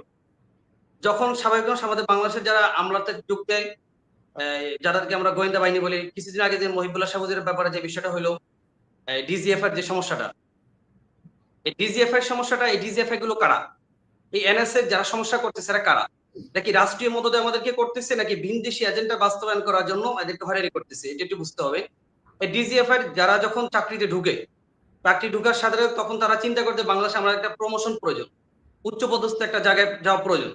এই প্রয়োজন বোধই তারা যখন সৎ এবং ন্যায়ের পথকে বাছাই করে যখন তারা সামনে যেতে পারবে না, তখন তাদেরকে বাছাই করে নিতে হয় চাটুকারের পথ। তখন তাদেরকে বাছাই করে নিতে হয় আমলাদের এই তথাকথিত বুদ্ধিজীবীদের পিছনে দৌড়ানো, রাজনীতিবিদদের পিছনে দৌড়ানো। এর বুদ্ধিজীবী এবং রাজনীতিবিদরা এই সমস্ত গোয়েন্দা সংস্থার বাহিনীদেরকে টাকা পয়সাকে এরকম পেট বড় করে, এরকম ভাবে তাদেরকে ভারী করে, তখন ওই সমস্ত আধিপত্যবাদ বিস্তারে যে সমস্ত এনজিও সংস্থা এবং গোয়েন্দা সংস্থা যারা বহির্বিশ্বের এখানে বাস করে, তাদের কথা ছাড়া ওই সমস্ত ডিজিএফআইরা কোনো ভাইকেই ক্লিয়ারেন্স দিচ্ছে না এবং কোনো আলেমদেরকে ক্লিয়ারেন্স দিচ্ছে না। আমরা দেখেছি 5 আগস্টের গণঅভ্যুত্থানের পরে বাংলাদেশের বিভিন্ন রাজনৈতিক দলগুলো, বিএনপি বলি, জামাত বলি, প্রত্যেকটা রাজনৈতিক দল তাদের রাজনৈতিক অবস্থান পরিচালনার জন্য তাদের সমস্ত কর্মীদেরকে তারা বাহির করে নিয়ে গেছে। কোনো প্রকার ক্লিয়ারেন্স প্রয়োজন হয় নাই, মামলা নিয়ে কোনো হয়রানি হয় নাই, টাকা পয়সারও প্রয়োজন হয় নাই। কিন্তু যখন আলেম ওলামাদের অবস্থানে যখন আসলো, তখন দেখা যাচ্ছে যে ক্লিয়ারেন্স এই সেই এগুলো বলে বলে বলে বলে মানুষদেরকে মানে প্রত্যেকটা কারাবাড়ি মানে কারা পরিবারকে এভাবে হয়রান করা হচ্ছে। এই হয়রানগুলো করার মূল ক্রাইসিস হলো আমাদের বাংলাদেশে আধিপত্যবাদ বিস্তারে যে সমস্ত গোয়েন্দা সংস্থা কাজ করে এই বহির্বিশ্বের, তারা যে সমস্ত গোয়েন্দা সংস্থার উপরে ভর করছে, বাংলাদেশের ডিজিএফআই হোক, এনএসআই হোক, সিটিডিসি হোক, এটিইউ হোক এবং অন্যান্য বাহিনী যেগুলো আছে র‍্যাব সহকারে, প্রত্যেকটা বাহিনী কিন্তু এগুলোর ব্যাপারে সমস্যাগুলো করে। আমরা দেখছি 2009 সালে পিলখানা হত্যাকাণ্ডের কারণে, পিলখানা হত্যাকাণ্ডের মাধ্যমে বাংলাদেশে আধিপত্যবাদ বিস্তারের পরিপূর্ণ রাস্তা খুলে তারা ডিজিএফআই কে হাত করছে এবং সেনাবাহিনীদেরকে হাত করছে, প্রত্যেকটা বাহিনীকে তারা হাত করে সামনে আগাইছে। যখন বাংলাদেশের প্রত্যেকটা প্রশাসন বাহিনী তাদের হাতে কবজায় চলে গেল, তখন বাংলাদেশের সবচেয়ে বড় শক্তি ইসলামপন্থী। ইসলামপন্থীদেরকে কণ্ঠাসা করার জন্য তারা যখন নাস্তিকদেরকে আমাদের সামনে লেলিয়ে দিল, নাস্তিকরা আমাদের সামনে এসে বিভিন্ন প্রকারের কথাবার্তা এবং এরকম কিছু কটূক্তি করতেছে যেটা বাংলাদেশের সংবিধানের বিরোধী, ধর্মের উপর আঘাত করার বিরোধী। ওই সমস্ত নাস্তিকরা যখন শাহবাগের ভিতরে 2-4-5 হাজার মানুষ ঐক্যবদ্ধ হয়ে বাংলাদেশের স্বাধীনতার নামে, তথাকথিত স্বাধীনতার নামে তারা আলেম ওলামাদেরকে এবং আল্লাহ রাসূল সাল্লাল্লাহু আলাইহি সাল্লামকে বিভিন্ন সাহাবায়ে-কেরামদেরকে নিয়ে কটূক্তি করা শুরু করলো, হেফাজত যখন 5 মে গেল ওইখানে, হেফাজতকে তারা নির্মমভাবে দুলিশ্বেদ করে দিল। 5 মের রাত্রের ভিতরে, এক রাত্রের ভিতরে 3 থেকে 4 ঘন্টার ভিতরে পুরো শাপলা চত্বরকে তারা একেবারে পরিষ্কার করে দিল। এই পরিষ্কারের দ্বারা আরো তাদের রাস্তা আরো পরিষ্কার হলো, বাংলাদেশি ইসলামপন্থীদেরকে তাদেরকে কণ্ঠাসা করার আরো রাস্তা তাদের সুযোগ হয়ে গেল। দেখেন এই 5 মের পরে শাপলা চত্বরের পরে আমরা দেখেছি যে সমস্ত নাস্তিকরা বাংলাদেশের সংবিধান বিরোধী এবং ইসলাম বিরোধী, যারা ইসলামের উপরে কটূক্তি করে যারা টিকে ছিল, যেমন এই মানে এই সরকার আরো যারা ছিলেন, প্রত্যেকেই যে সমস্ত নাস্তিকদেরকে কতল করার কারণে আজকে আমাদের প্রায় 5-7 জন ভাই, যে সমস্ত নাস্তিকদেরকে কতল করার কারণে আজকে আমাদের 5-7 জন ভাই এখনো কারাগারে আছে, ওই ভাইদেরকে মুক্ত করে দেওয়া বাংলাদেশের মানে বাংলাদেশের পক্ষ থেকে রাষ্ট্রীয়ভাবে তাদেরকে মুক্ত করা প্রয়োজন এবং তাদেরকে রাষ্ট্রীয়ভাবে তাদেরকে সম্বর্ধনা দিয়ে কারাগার থেকে বাহির করা প্রয়োজন। কেন? বাংলাদেশের স্থিতিশীল পরিস্থিতিকে অস্থিতিশীল করার জন্য এই সমস্ত নাস্তিকরা সাধারণ 95% মুসলমানদের অনুভূতির উপর আঘাত করছে। এই অনুভূতির উপর আঘাত করার কারণে প্রয়োজন ছিল প্রত্যেকটা নাস্তিকেই বাংলাদেশের সংবিধান অনুযায়ী প্রত্যেকটা নাস্তিককেই ফাঁসির কাস্টে ঝোলানো। যখন বাংলাদেশের এই সমস্ত গোয়েন্দা সংস্থা বাহিনী, এই সমস্ত এই এনএসআই, ডিজিএফআই এবং বিশেষ করে ডিজিএফআই কে বলবো, এরা যখন বাংলাদেশের অস্থিতিশীল পরিস্থিতিকে স্থিতিশীল করতে পারে নাই এবং বাংলাদেশের কিছু মানুষ যারা ধর্ম আবেগ প্রবণত হয়ে আবেগের মাধ্যমে যারা ইসলাম রাসূলকে ভালোবেসে ওই সমস্ত নাস্তিকদেরকে যারা যখন তাদের পাওনা বুঝিয়ে দিল, তখন আসলো রাষ্ট্র তাদেরকে দমন করার জন্য। কেন যারা অপরাধ আগে করছে তাদেরকে দমন করবেই, নাকি না যারা অপরাধ দমন করতে গিয়ে রাষ্ট্রের বিভিন্ন আইন হাতে নিচ্ছে তাদেরকে দমন করবে? এটা তো রাষ্ট্রের উপর, আমি মনে করছি যে ওই সমস্ত ভাইদের উপর জুলুম হচ্ছে এবং ইসলামপন্থীদের উপর জুলুম হচ্ছে, এবং যারা সারা বাংলাদেশে 95% মুসলমানদের উপর জুলুম হচ্ছে এটা। অতএব আমি বলবো যে সমস্ত নাস্তিকদেরকে কতল করার দ্বারা বাংলাদেশের সাধারণ মুসলিম এখনো কারাগারে আছে আমাদের প্রায় 5-7 জন ভাই, প্রত্যেকটা এখানে ভাইকেই রাষ্ট্রীয় এখানে ইলিয়াস ভাই, মাওলানা সাহেবকে মনে হয় একটু সংশোধন দেওয়া দরকার। আমি মনে করি এখানে এই নাস্তিকদেরকে কতল কে করেছে জি। এইটা আমরা নিশ্চিত না। এখানে আমরা বলতে পারি না অমুক অমুক অমুক আলেম বা আলেমদের পক্ষ থেকে কেউ গিয়ে নাস্তিকদেরকে কতল করেছে, এরকমের কোনো প্রমাণ নেই। এটা শুধুমাত্র বানানো হয়েছে ওনারা সাবোটাজ করার জন্য। নাস্তিকদেরকে আপনি সাগররুনি হত্যা মামলার রহস্য উদ্ঘাটিত হয়েছে কত বছর হয় নাই? তাহলে নাস্তিকদের যে কয়েকজন মারা গেছে তাদের ব্যাপারে কি রহস্য উদ্ঘাটিত হয়েছে? হয় নাই। তাহলে উনি আবেগ থেকে বলছেন মাওলানা সাহেব যে নাস্তিকদেরকে কতল করার এজেন্ডা বাংলাদেশের কোনো আলেম সমাজ নেয় নাই। আলেম সমাজ শান্তিপূর্ণ প্রতিবাদ করেছে, আর এই প্রতিবাদের প্রতিক্রিয়ায় নাস্তিকদেরকে আলেমরা হত্যা করেছে, এরকমের নাটক তৈরি হয়েছে বাংলাদেশে। আমরা তো মামলাগুলো ফেস করে যাচ্ছি। এখানে নাস্তিকদেরকে, এখানে আবেগের জায়গা নাই মাওলানা সাহেব। এখানে নাস্তিকদেরকে কোনো আলেম সাহেব ঘোষণা দিয়ে কাউকে লেলিয়ে দিয়ে কোনো হত্যা করে নাই। এটা যারা নাস্তিকদেরকে আকাশে তুলেছে, এই আজকে যেই গোয়েন্দা সংস্থাকে আপনাদের বাধা দিচ্ছে বের হইতে, এই গোয়েন্দা সংস্থার অনেকেই এই কিলিং এর সাথে জড়িত। আপনারা এগুলি যাই হোক, ভাই ঠিক আছে, এখানে আমি এক মিনিট একটু বলি। আমাদের অনেক মামলায় এরকম ব্যক্তিদেরকে গ্রেপ্তার করা হয়েছে যারা ওই মামলায় ছিলই না। যেমন আমাদের যে শফিউর রহমান ফারাবী, যিনি প্রায় 11 বছরের উপরে হয়ে গেল জেলখানায়, তাকে যে মামলায় গ্রেপ্তার দেখানো হয়েছে ওই মামলা ছিল আপনার এই যে বইমেলার এখানে, আর সে তখন ছিল সিলেটে। সে তো এই মামলার ধারে কাছেও ছিল না এবং তাকে গ্রেপ্তার করেছে অনেক পরে অন্য একটা মামলায়। তাকে এই সকল মামলায় জড়ানো হয়েছে। বিদেশে ছিল এরকম লোকজনকেও দেশের মামলায় করে দেওয়া হয়েছে। এবং এখানে ইলিয়াস ভাই, রাজীব মারা যাওয়ার একদিন আগে জানতাম। আমাকে তার আগের দিন, আমি তো তখন হ্যাঁ, সাংবাদিকতা করি, র্যাবের একজন আমার বলতেছে ভাই হ্যাঁ, কালকে একটা ঘটনা ঘটবে। পরের দিন সকালে দেখি যে হ্যাঁ, আমি বললাম, আমি তার সাথে সাথে কল করছি যে ভাই এটা কি এই ঘটনা? অবশ্যই বুঝেনি তো। এগুলো সব তো প্ল্যান। হাসিনা ওর বাসায় যাবে, রাজীবের বাসায় গিয়ে কান্নাকাটি করবে, এই যে বহির্বিশ্বকে দেখাবে, এই যে আপনাদেরকে খেপায়া তোলা, হ্যাঁ, এই যে আপনারা মতিঝিল শাপলা চত্বরে গেছেন, এইসব বিক্রি করেই কিন্তু হাসিনা গেল 15 বছর আছে। ওদের কাজই হচ্ছে এটা। এই জন্য কালকে বলছিলাম আমি যে কথাটা, যে আমরা অতি ইসলামিস্ট হতে গিয়ে আমাদের এখনো পর্যন্ত বিদেশের উপরে অনেক কিছুতে নির্ভরশীল আমরা। আপনি দেখেন, আপনাকে একদম পুরো দেশকে শরিয়া আইনে আপনি কনভার্ট করবেন, সেটার আগে আপনাকে এই যে পুরো উপদেষ্টা পরিষদ এত বড় একটা রক্তক্ষয়ী যুদ্ধের মধ্য দিয়ে হইলো, আপনাদের তো এই আলেমদেরই তো এখানে সবার চেয়ে বেশি অবদান ছিল। একজন প্রতিনিধি রাখা হয়েছে আপনাদের এখানে, আগে যান না দেখি। পুরা দেশ শরিয়া আইনে নেওয়ার আগে এই জায়গায় আগে ঢোকেন। আপনাদের আলেমদেরকে এখন পর্যন্ত বের করতে পারেন। আমি তো আলেমদের ভেতর থেকে এরকম একটা মানে ইউনাইটেড কোনো আন্দোলন এখন পর্যন্ত দেখলাম না যে তারা করতে পারে, বা কোনো একটা মানে সরকারকে এই ধরনের একটা ধমক দিতে পারে, এটাও করা হয়নি, এটাও করতে পারে নাই। যাই হোক, তো মোস্তফা নূর ভাই, আপনি যেই কথাটা তুলেছেন, আমি আপনার কি বলবো যে গোয়েন্দা সংস্থার যারা আজকে এইসব বিষয়গুলো আলেমদের উপরে চাপাচ্ছে, তাদের খুব মানে আসলে তারা তো বিশাল শক্তিশালী। তারা এখন চেষ্টা করছে যে আমাদেরকেও নানানভাবে ক্ষয়ক্ষতি করার। তো তাদেরকে শুধু একটা কথা বলবো, দেশে আসতেছি, দেশে গেলে আপনি ক্ষতি করেন, প্রতিটা একটা চর মারলো সেটার জবাব আপনাকে দিতে হবে। একজন মানুষকে যদি অবৈধভাবে বিনা কারণে আপনি যদি একটা থাপ্পড় মারেন, সেটার জবাব আল্লাহর কাছে আপনাকে দিতে হবে। ওইটা আপনার ঘাড়ে আসবেই। টুডে টুমরো কোনো না কোনোভাবে আসবেই আপনার ঘাড়ে। অতএব যারা এখন পর্যন্ত এই 15 বছরের এই দানবদের দেখে যারা এখনো শিক্ষা নিতে পারেন নাই, তাদের জানি না জীবনে কোনোদিন শিক্ষা হবে কিনা।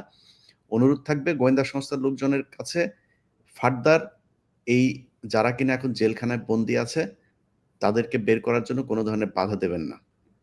আর আসিফ নজরুলকে বলবো, আসিফ নজরুল সাহেব, আপনি নারী নিয়ে থাকেন, মদ নিয়ে থাকেন, টাকা পয়সা নিয়ে থাকেন, আপনার ব্যাপার, ওইটা আপনি আল্লাহর কাছে জবাব দিয়েন। কিন্তু আপনি এই যে আলেমদেরকে বের করার জন্য নানান ধরনের প্রতিবন্ধকতা তৈরি করে তারপরে থাকবেন, আমরা কিন্তু সবাই মিলে এক দফা আন্দোলনে যাব। শুধু আপনারে করার জন্য। অতএব আপনি করেন, আপনি চেষ্টা করে তারপরে আপনি আলেমদেরকে বলেন। যারা জেলখানা, শুধু আলেম না কিন্তু, জেলখানায় এখন অনেক মানুষ বন্দী আছে, যেটা মোস্তফা ভাই বলছিলেন। প্রায় ৫,০০০ মানুষ এখন পর্যন্ত বন্দী আছে।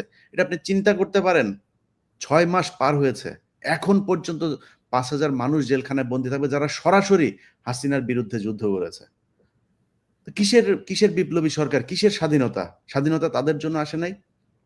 সব শেষ। এই যে মুহিবুল্লাহ ভাইয়ের বিষয়টা নিয়েই বলি। মুহিবুল্লাহ ভাইয়ের বিষয়টা নিয়ে এখানে মোস্তফা ভাই কাজ করেছেন, ইশাক ভাই কাজ করেছেন। মানে আমাদের খুব বাজেভাবে আমাদের মানুষের সাথে কথা বলতে হয়েছে এটা নিয়ে। যে উনারে কেন আটকানো হবে? এটা নিয়ে আলেমদের যে আন্দোলন করতে হয়েছে। এই যে ইশাক ভাই জানে ফারাবির বিষয়টা। তারে নিয়ে আমরা সারা সোশ্যাল মিডিয়া আজকে প্রায় এই ৫ তারিখের পর থেকে বলছি, এই ছেলেটার বাবা, মা, স্ত্রী, তারে কেউ কোনো কিছু করার মতো নাই। এই ছেলেটার যা ছিল সবকিছু সে এই হেফাজতের আন্দোলনে দিয়েছিল। এই যে আপনার যেই ইয়েটা হলো, এই যে শাহবাগে ওদের যে নাস্তিকদের যে ইটা হলো, সে সবকিছু দান করে দিয়েছিল এই আন্দোলনে। সেই ছেলেটা আজকে ১১ বছর জেলে। এত কিছু বলছি, এতজনকে বলছি, কোনো লাভ হচ্ছে না। আমি তাকে সবশেষ ইসাক ভাই জানে এই বিষয়গুলো, এগুলো নিয়ে কথা বলা আসলে ঠিক না। তারে মানে আমার আমার আমার ব্যক্তিগত জায়গা থেকে আমি বলেছি, ভাই আপনারা তো সারাইতে পারছি না, চেষ্টা আমরা চালায় যাচ্ছি, বাট আপনার যাতে ভেতরে যেন কোনো সমস্যা নয়, আপনার আর্থিক যা যা দরকার হয় আমরা আমাদের জায়গা থেকে, আমি ভাই গরিব মানুষ, অত বড়লোক মানুষ না, আমার জায়গা থেকে আমি যতটুকু পারছি এই ইসাক ভাইদের মাধ্যমে আমি ওদেরকে দেওয়ার চেষ্টা করছি। তো এখন এই যে মানুষগুলো যারা কিনা আলেম আছে, যারা ওনাদের বিরুদ্ধে জন্য মুক্তির জন্য কাজ করছে, এই মানুষগুলোরও সীমাবদ্ধতা আছে, নিজেদের কাজ আছে। তারা নিজেরাও এই গত ১৫ বছর নির্যাতিত ছিল। টাকা পয়সা নাই, ক্ষমতা নাই, কিছু নাই। তো তাদেরকে নিয়া এই যে চেষ্টাগুলো চলছে, এই যে খেলাগুলো চলছে, এটা শেষ হওয়া দরকার। যারা সমন্বয়ক আছেন ভাই, আপনাদেরকে বলবো, দেশ চালান, টাকা পয়সা কামান, যা মনে চায় করেন। ভাই অন্তত এই জেলখানার লোকগুলো, আমি ভাই বিশ্বাস করেন আপনাদের সবার সামনে বলছি, এই বিডিআর আর এই আলেম, এই যে যারা জেলখানায় আছে, এদের বার করার পরে আল্লাহ যদি সুযোগ দেন, তারপরে হাতটা উঁচু করে দিয়া তারপরে সরে যাবো এখান থেকে। আর ভাল লাগে না। বহু যুদ্ধ করে আসছি। এইভাবে আর ভাল লাগে না। আওয়ামী লীগের সাথে যেটা করেছে, আওয়ামী লীগের এই দূতাবাস থেকে ওদের কাজই ছিল শুধু আমার এখানে জঙ্গি বানানোর জন্য নোট দেয়া। সেই জিনিস এখনো চলছে। এখনো নানানজন চেষ্টা চালায় যাচ্ছে যে ট্রাম্প এসে এখন ক্ষমতায়, এখন আমারে এখান থেকে বার করে দেবে। নানান চেষ্টা চালায় যাচ্ছে। তো আল্লাহ যদি কারোর ক্ষতি না করে, আপনি তো করতে পারবেন না সারা জীবন চেষ্টা করেও। বাট এই ঝুঁকিগুলো, এই মাথায় সমস্যাগুলো বারবার, এই যে পুলিশ নিয়ে জিজ্ঞাসা করা, ভাই এইটা হইছে, ওইটা হইছে, এগুলোর জবাব দেওয়া, আমার তো কোনো কিছু পায় না। আমি তো মানে প্রকাশ্যেই আমি নামাজ পড়ি, সেটা প্রকাশ্যে, আমি যা করি সেটা প্রকাশ্যেই করি। আমার তো কারোর সাথে কোনো এইরকম কোনো জঙ্গি সংগঠন বা কারোর সাথে আমার কোনো নাই। সম্পৃক্ততা নাই যে সে যেটা নিয়ে তারা আমার পানিশমেন্ট দিবে। তো যাই হোক, তারপরেও এই ঝুঁকিগুলো আর পেইনগুলো নিতে ইচ্ছা করে না ভাই। এইবার ৫ তারিখের পরে দেশ যদি ঠিক না হয়, এই দেশ আর জীবনে ঠিক হবে না। এটা মাইনে নিয়েই এখান থেকে সরে যাচ্ছি। তো আসিফ নজরুল এবং গোয়েন্দা সংস্থা সবার কাছে অনুরোধ, ভাই আল্লাহর ওয়াস্তে এই লোকগুলো ছেড়ে দেন। এই লোকগুলো ১৫ বছর কষ্ট করেছে। কেউ ৫ বছর, ৭ বছর, ১৫ বছর টানা জেলখানায় আছে। এরকম লোকও এখনো জেলখানায় আছে। এই যে ফারাবী ছেলেটা ১১ বছর হয়েছে। অপরাধটা কি বলেন? সে শেখ হাসিনার বিরুদ্ধে কথা বলতো, সে নাস্তিকদের বিরুদ্ধে কথা বলেছে। সে ১ম এই যে ব্লগগুলো করা, এগুলো সে শুরু করেছে এই রাজীবদের বিরুদ্ধে। এই ছেলেটাকে আপনি জেলে নিয়ে আটকায় রাখছেন। আসিফ নজরুল, আপনি ঘুমান কেমনে? আপনার ঘুম আসে আপনার? এতগুলো মানুষ জেলে, আপনি তো জানেন, আমরা তো সবকিছু জানিও না। আপনি তো জানেন সবকিছু। আপনার কাছে প্রতিদিন এই আইনের এই বিষয়গুলো, আপনার মন্ত্রণালয়ের কাজ এগুলো। একটা বিষয় হলো ইলিয়াস ভাই, এই যে বিষয়টা, যেহেতু আমাদের অ্যাডভোকেট সাহেব বলছেন বিষয়টা, অ্যাডভোকেট সাহেব বিষয়টা ক্লিয়ার করছেন যে আসলে এটা আসলে এরকমই। আমরা ওই ডিজিএফ এর কেসে আমরা ক্লিয়ারেন্স চাচ্ছি, যারা এই ফিলকান হত্যার সাথে জড়িত, যারা হেফাজতের হত্যার সাথে জড়িত, যারা এই বিডিআর বিদ্রোহে এই নাস্তিকদেরকে কতল করার নামে তাদের হত্যার সাথে জড়িত, এরকম প্রত্যেকটা ক্লিন মাস্টারের সাথে ডিজিএফআই জড়িত। এরাই কিন্তু আবার আমাদেরকে ক্লিয়ারেন্স দিচ্ছে। তো বাংলাদেশের স্বাধীনতা, স্বাভাবিক মানুষের এবং আম জনতার ইনসাফটা কোথায় গেল তাহলে? এই ইনসাফটা তারা কখন পাবে? এখনো যদি তারা না পায়, দেখেন আমি স্বাভাবিক বাংলাদেশের কওমি মাদ্রাসার পক্ষ থেকে সর্বপ্রথম আমি এই 17 জুলাই হাটাজারি মাদ্রাসার সামনে থেকে আমি এই ছাত্রদের আন্দোলনের সাথে একাত্মতা পোষণ করে এবং আমাদের হাটাজারি মাদ্রাসার ছাত্রদেরকে নিয়ে আমি একাত্মতা পোষণ করে সামনে আসছি যে ছাত্রদের উপরে যে জুলুম করা হচ্ছে এটা আসলেই জুলুম এবং এই জুলুমকে আমরা মেনে নিতে পারবো না, এই জালেমকে আমরা প্রতিহত করে ছাড়বো। এরকম ভাবে আমরা আন্দোলনে আসছি। আমাদের কি আমাদের মুফতি হারুন রেজা সাহেব চট্টগ্রামের, যিনি কেন্দ্রীয়ভাবে আমাদেরকে অনেক পরামর্শ দিয়েছেন। একবারে 6 জুলাই থেকে আমাদেরকে পরামর্শ দিয়েছেন। আমরা 6 জুলাই 7 জুলাই এরকম ভাবে 13-14 জুলাই তো আমরা চট্টগ্রামের মারামারিতে ওপেনলি আমরা ছিলাম, মাদ্রাসার পক্ষ থেকে আসিনি। যখন আমরা মাদ্রাসার পক্ষ থেকে 17 তারিখে আমরা ঘোষণা দিলাম, সারা বাংলাদেশে আম জনসাধারণ, আলেম ওলামা সমস্ত মানুষ এটার সাথে সম্পৃক্ত হলো। এই বৈষম্যবিধি ছাত্র আন্দোলনের সাথে আমাদের সম্পৃক্ততার কারণটা কি ছিল? আমাদের মৌলিক সম্পৃক্ততার কারণ ছিল ইসলামপন্থীদের উপরে যে কণ্ঠাসা করা হচ্ছে সেই কণ্ঠাসাকে রোধ করা এবং এই ইসলামপন্থীদেরকে আবার উন্মুক্ত করে দেওয়া। এবং যে সমস্ত ভাইদেরকে শত শত আমাদের ভাই হাটাজারি মাদ্রাসায় পড়ে, পটিয়া মাদ্রাসায় পড়ে, আপনি দেখেছেন গত বছর একটা ছেলে পটিয়া মাদ্রাসায় পড়ে 3 জন ছেলেকে গুম করে ফেলছে। প্রায় 17-18 দিন গুম করার পরে 3 জনকে মুক্ত করছে এবং 3 জনের ভিতরে একজন এরকম ছিল, সে মাদ্রাসায় পড়ে না, নোয়াখালী থেকে আসার সময় তাকে গাড়ি থেকে নামায় নিয়ে গেছে। 3 জনের সাথে তাকে জুব্বা পরে দাঁড়া করাইছে, দেখেন এই ছেলেটা আন্দোলন করছে, তার কাছে বই পাওয়া গেছে, এই পাওয়া গেছে, সেই পাওয়া গেছে। এই স্বৈরা শাসনের অবস্থান থেকে আমরা মুক্তি পাওয়ার জন্য কিন্তু আন্দোলনে শরীক হয়েছি। আমাদের হাটাজারি মাদ্রাসার এবং সারা বাংলাদেশের কওমি মাদ্রাসা থেকে প্রায় 72 জন আলেম ওলামা শহীদ হয়েছে। এগুলো কেন হয়েছে? আমাদের স্পিরিটটা কোথায় যাবে? আমরা আপনাকে এই কথা বলতেছি, যদি আমাদের আলেম ওলামাদেরকে যদি মুক্তি দেওয়া না হয় এবং বিডিআর হত্যাকাণ্ডের সাথে যে সমস্ত অপরাধীরা ছিল তাদেরকে তদন্ত সাপেক্ষে যদি বিচার করা না হয় এবং যারা এটার সাথে জড়িত ছিল না, নিরপরাধ অপরাধী বলে তাদেরকে শাস্তি দেওয়া হয়েছে, তাদেরকে যদি মুক্তি দেওয়া না হয়, আমরা কিন্তু সমস্ত মাদ্রাসায়, বাংলাদেশের প্রত্যেকটা মাদ্রাসায় আমাদের যোগাযোগ আছে, আলহামদুলিল্লাহ আমরা যোগাযোগ করি। যেরকম ভাবে আমরা 17 আগস্টের আগে আমরা যোগাযোগ করে সমস্ত মাদ্রাসাকে নামতে বাধ্য করেছি। আমরা কিন্তু সামনে আবার দুর্বার আন্দোলন করার জন্য আমরা বাধ্য হব। এটা কওমি মাদ্রাসার পক্ষ থেকে, ছাত্রদের পক্ষ থেকে আমরা ইনশাআল্লাহ এটা বলতে পারি, আমাদের স্টেবিলিটি আছে। যদি আমাদের এই সমস্ত আসিফ নজরুল বলেন এবং ডিজিএফআই যে সমস্ত বাহিনীগুলো বলেন এবং অথর্ব উপদেষ্টা যারা আছে, যদি তারা এই ব্যাপারে যদি কোনো পদক্ষেপ না নেয়, আমরা কিন্তু যে কোনো আন্দোলনে বাধ্য হব। তবে দেশের এই অবস্থানকে, দেশের বর্তমানে যে অবস্থান আছে এই অবস্থানকে আমরা শুধু টিকে রাখার জন্য আমরা কোনো আন্দোলনে যাচ্ছি না। সমস্ত প্রকার লিয়াজ করে আমরা সমঝোতা করে আলোচনা করে আমরা চাচ্ছি এটা সমাধান করার জন্য। যদি উপদেষ্টা মহল এটা সমাধান করতে না পারে, আমরা কিন্তু আন্দোলন করতে বাধ্য হব। এখনোই আমি বসে আছি আপনাদের সাথে, প্রায় অনেকজনই মেসেজ দিচ্ছে, ভাই এই ব্যাপারে একটু কথা বলেন। আমরা কিন্তু প্রয়োজন আন্দোলনে নামবো। যদি প্রয়োজন হয় ইলিয়াস ভাই আপনার সাথে থাকবেন ইনশাআল্লাহ, সমস্ত মুসলিম ওলামা کرام থাকবে, আমরা মাঠে নামবো এবং কওমি মাদ্রাসার সমস্ত কওমি মাদ্রাসার ছাত্র সহ নামবো এই ব্যাপারে ইনশাআল্লাহ। এবং আমি কিছু না আমি একটু কথা বলতে চাই মাসুদ ভাই, আমি একটু কথা বলতে চাই। আসলে যে আল ওলামায়ে কেরাম এখনো জেলে আছে, এ ব্যাপারে আমরা মুক্তির ব্যাপারে এখন আজকে আলোচনা করতেছি, প্রতিবন্ধকতা কোথায়। কিন্তু আমরা যে আমাদেরকে মামলা দিল, জিআর মামলা, এক একজন আইউ আছে, পুলিশ কর্মকর্তা, তাদেরকে কি করা হয়েছে? ভোলা সদর থানায় যে মামলাগুলোর আইউ যারা, তারা এখান থেকে অন্য এক জেলায় গিয়ে তারা নিজেদের চাকরি সহ সবকিছু ফ্যাসিলিটি ভোগ করতেছে। এরা যে স্বৈরাচারের দোসর ছিল, তাদের কথা মতো উঠবোস করে এই নিরপরাধ নিরীহ আলেম ওলামাকে, এমনকি আমাদের আল্লামা মামুনুল হক সাহেবকে চরিত্রের কলঙ্ক দিয়ে তাদেরকে জেলখানায় আবদ্ধ করেছে। তাদের বিচারের কোনো ব্যবস্থা নেই। এজন্য আমি আজকে এই লাইভের মাধ্যমে, যেহেতু আপনি সুযোগ দিয়েছেন, আমি মনে করি আমাদের ওলামায়ে কেরাম জেলে থাকার পিছনে প্রতিবন্ধকতা, উপদেষ্টা মণ্ডলী এবং সমন্বয়ক যারা আছে, এবং তারা এই মাজলুম ওলামায়ে কেরামের অভিভাবক আল্লামা মামুনুল হক সাহেব, হারুন ইজহার সাহেব সহ তাদের সাথে সমন্বয় করে ওলামায়ে কেরামকে মুক্তির ব্যাপারে কোনো ব্যবস্থা করে। আমার কথায় বেয়াদবি নিয়েন না। ধরেন আপনাদের সিটিটিসি নামে একটা শাখা আছে পুলিশের, এরা সবচেয়ে বেশি আলেমদেরকে করেছে। সেই সিটিটিসি আসাদুজ্জামান এবং তার একজন স্টেইনও ছিল এসআই নজরুল ইসলাম। এদের সবার নামে হত্যা মামলা আছে এবং শুনছি যে এই আসাদুজ্জামান তো এখনো পলাতক, আর নজরুল ইসলাম যে খুবই আলেম বিদ্বেষী,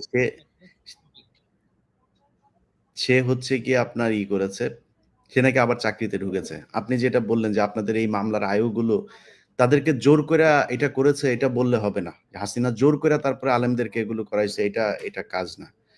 তো তাদের চাকরি থেকে সরাইতে হবে। কিন্তু আজকে এই ৬ মাসের ভেতরে মানে আমার আজকের এই ইউটিউব চ্যানেলের ভিডিওটা যদি বাদ দেই, আপনাদের আলেম সমাজ থেকে এমন কোনো একটা মানে বড় কোনো প্ল্যাটফর্ম থেকে কোনো আওয়াজ আপনারা তুলেছেন?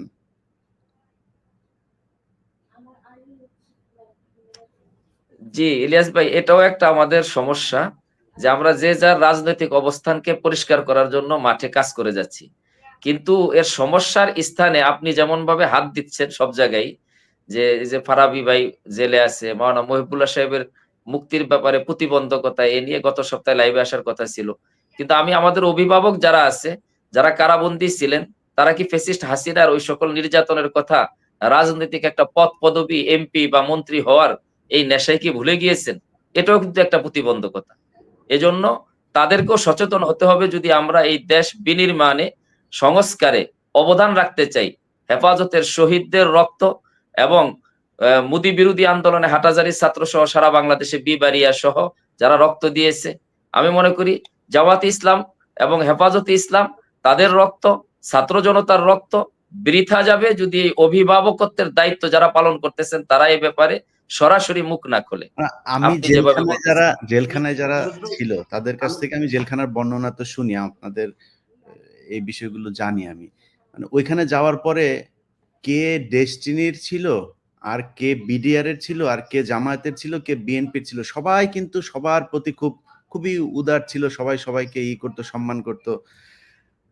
এই যে আপনাদের ভেতরে একটা হৃদ্রতা তৈরি হইতো জেলখানায় গেলে, মানে জেলখানা থেকে বের হলেই মানুষগুলোরে আপনারা ভুলে যান, মানে এই যে ভেতরে 5,000 মানুষ এখনো আছে, আপনারা যারা 10 বছর 15 বছর জেল খেটেছেন, মানে তাদের বের হওয়ার পরে খারাপ লাগে না? আমি মামুনুল হকের কথাই বলি, মানে মামুনুল হক সাহেবের মতো একজন মানুষ, আমি বিশ্বাস করেন আমি ওনাকে সম্মান করি, কিন্তু দেখি নাই মানে এরকম কোন, উনি যদি একটা ডাক দিত আমার তো মনে হয় একটা কিছু হইতো।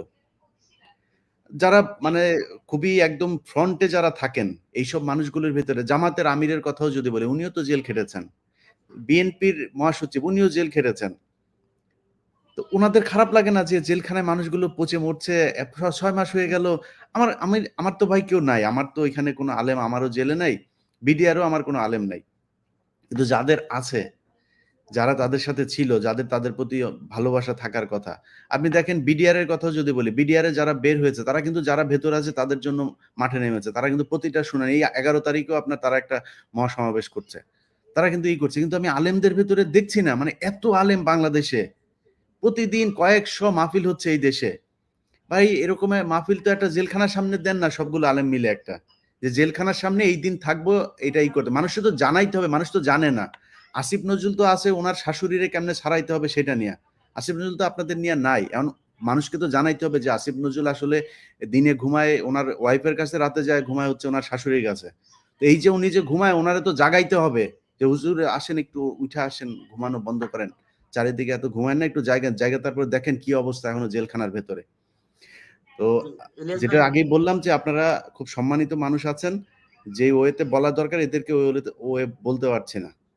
এরা ইলিয়াস ভাই, এরা এই দেশটাকে নিজের পৈতৃক সম্পত্তি মনে করেছে। এই দেশের, বিশ্বাস করেন গত 6 মাসে যা দেখলাম, একটাও কোনো মানুষ পাইলাম না ভাই, বিশ্বাস করেন, মানে 2-4 জন ছাড়া এই দেশে কোনো মানুষ পাইলাম না। যে যেখানে যেখান থেকে কিছু টাকা পয়সা পায়, সুবিধা পায়, ওই জায়গায় বিক্রি হয়ে যাচ্ছে। এই দেশ দিয়ে ইলিয়াস আপনি ভাই, কেমনে এই দেশটা বাঁচাবেন কেমনে? সম্ভব নাকি? ইলিয়াস ভাই, এখানে ওই আরেকটা যে বিষয়টা আপনি যে প্রশ্ন করছেন, আলেম ওলামারা কেউ আসলে এই বিষয়টা কথাটা বলছিল কিনা? আমি গত 8 থেকে 10 দিন আগে একজন কারাবন্দী, সদ্য কারামুক্ত একজন ভাইকে নিয়ে আমি আমির হেফাজতের কাছে গিয়েছিলাম।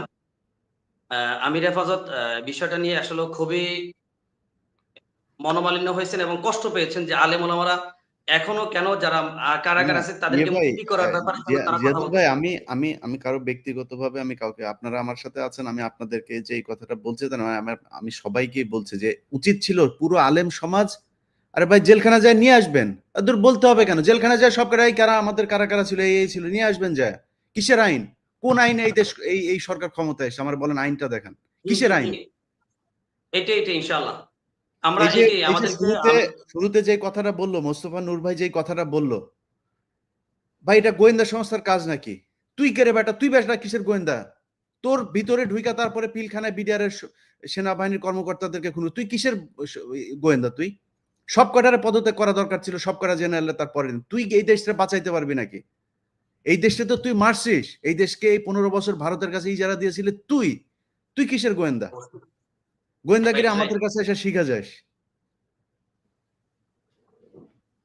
একটা কথা মনে পড়ছে যে মাওলানা সাহেব, এই যে এই প্রত্যেকটি এই জালিম তথাকথিত কর্মকর্তা মানে গণকর্মচারীদের বিরুদ্ধে গণতদন্ত কমিশন গঠন করা দরকার।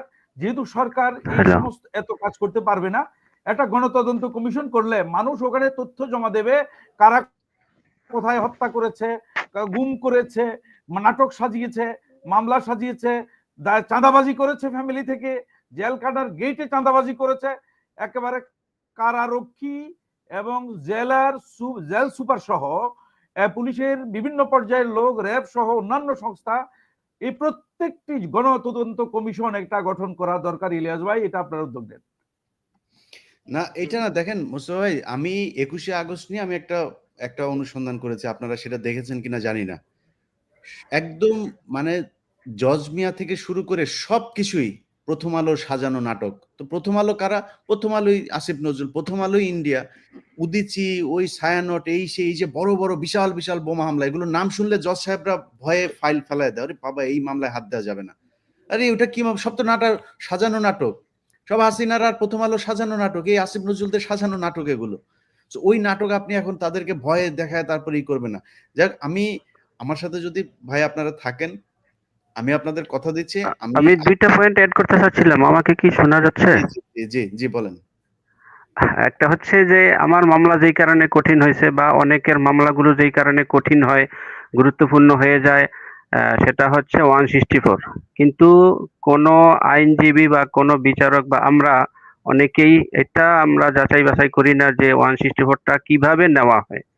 আমি কেন 164 দিতে যাব? একটা মিথ্যা বানোয়াট নাটকের সাথে আমি কেন স্বীকার করতে যাব? কি গুম রেখে 2 বছর 3 বছর করে গুম রেখে 1 মাস 2 মাস গুম রেখে যে 164 রাখা হয়, আর উকিলরা 164 কথা বলে অনেক অনেক টাকা নিয়ে যায়, এরপরে বিচারকটাও 164 আছে এজন্য জামিন দিতে চায় না, এই একটা আতঙ্ক আছে। এটাকে যারা আইন সম্পর্কে জানে এদের কাছে হয়তো এটা জুজুর ভয়, কিন্তু আমরা যারা সাধারণ লোক আছি আইন সম্পর্কে জানি না, তাদের কাছে এটা একটা বড় সমস্যা। আর এটার ভয় দেখে অনেকেই অনেক ফায়দা লুফে নেয়, এটা একটা আতঙ্কের বিষয় আছে আমাদের।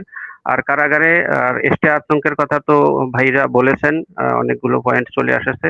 আমার মনে হচ্ছে কারা মুক্তির ব্যাপারে কাজ করতে গেলে ওই যে 559 একটা ধারা আছে, 20 বছর পূর্তি যাদের হয়েছে, এই বিষয়টা কার্যকর করলে বেশ কিছু বন্দী মুক্তি হতে পারে। আর হচ্ছে একজন নিরীহ লোককে আমি দেখেছি 18 বছর পরে ওনার জামিন হয়েছে, বের হবে, এই সময় একটা নতুন মামলা দেওয়া হইলো ওই যে কারাগারের মধ্যে বিদ্রোহ, অথচ কাশিমপুর কারাগারে ওই সময় আমি উপস্থিত ছিলাম, ওখানে কোনো বিদ্রোহই হয় না, সম্পূর্ণ উস্কানিমূলক ভাবে কিছু লোককে হত্যা করা হয়েছে। এই লম্বা সময় প্রয়োজন ওই দিকে, এখন হয়তো যাওয়ার আপনাদের সময় হবে কিনা। মূলত এই ওনার নাম হচ্ছে আব্বাস আকন্দ, একদম নিরীহ লোক, খুব বেশি শিক্ষিতও না, কথাও কম বলে আমার মতো। এরপরে 18 বছর দীর্ঘ অপেক্ষার পর পরিবারের ওনার অবস্থা খুব খারাপ, ওনার স্ত্রী চলে গেছে, একজন ছেলে একজন মেয়ে আছে, তারা কার কাছে থাকে, নানির কাছে, হয়তো কোনো রকম পড়াশোনা কিছু টুকটাক করছে। এই যে একটা অবস্থা, এই অবস্থা থেকে বের করার জন্য আমাদেরকে চেষ্টা করা দরকার। এগুলো নিয়ে আবার আলোচনা করতে পারবো। আমরা আজকে শেষ করি এখানেই। আজকে ফেব্রুয়ারি মাসের 10 তারিখ, আমরা মার্চের 10 তারিখ পর্যন্ত সরকারকে সময় দিচ্ছি।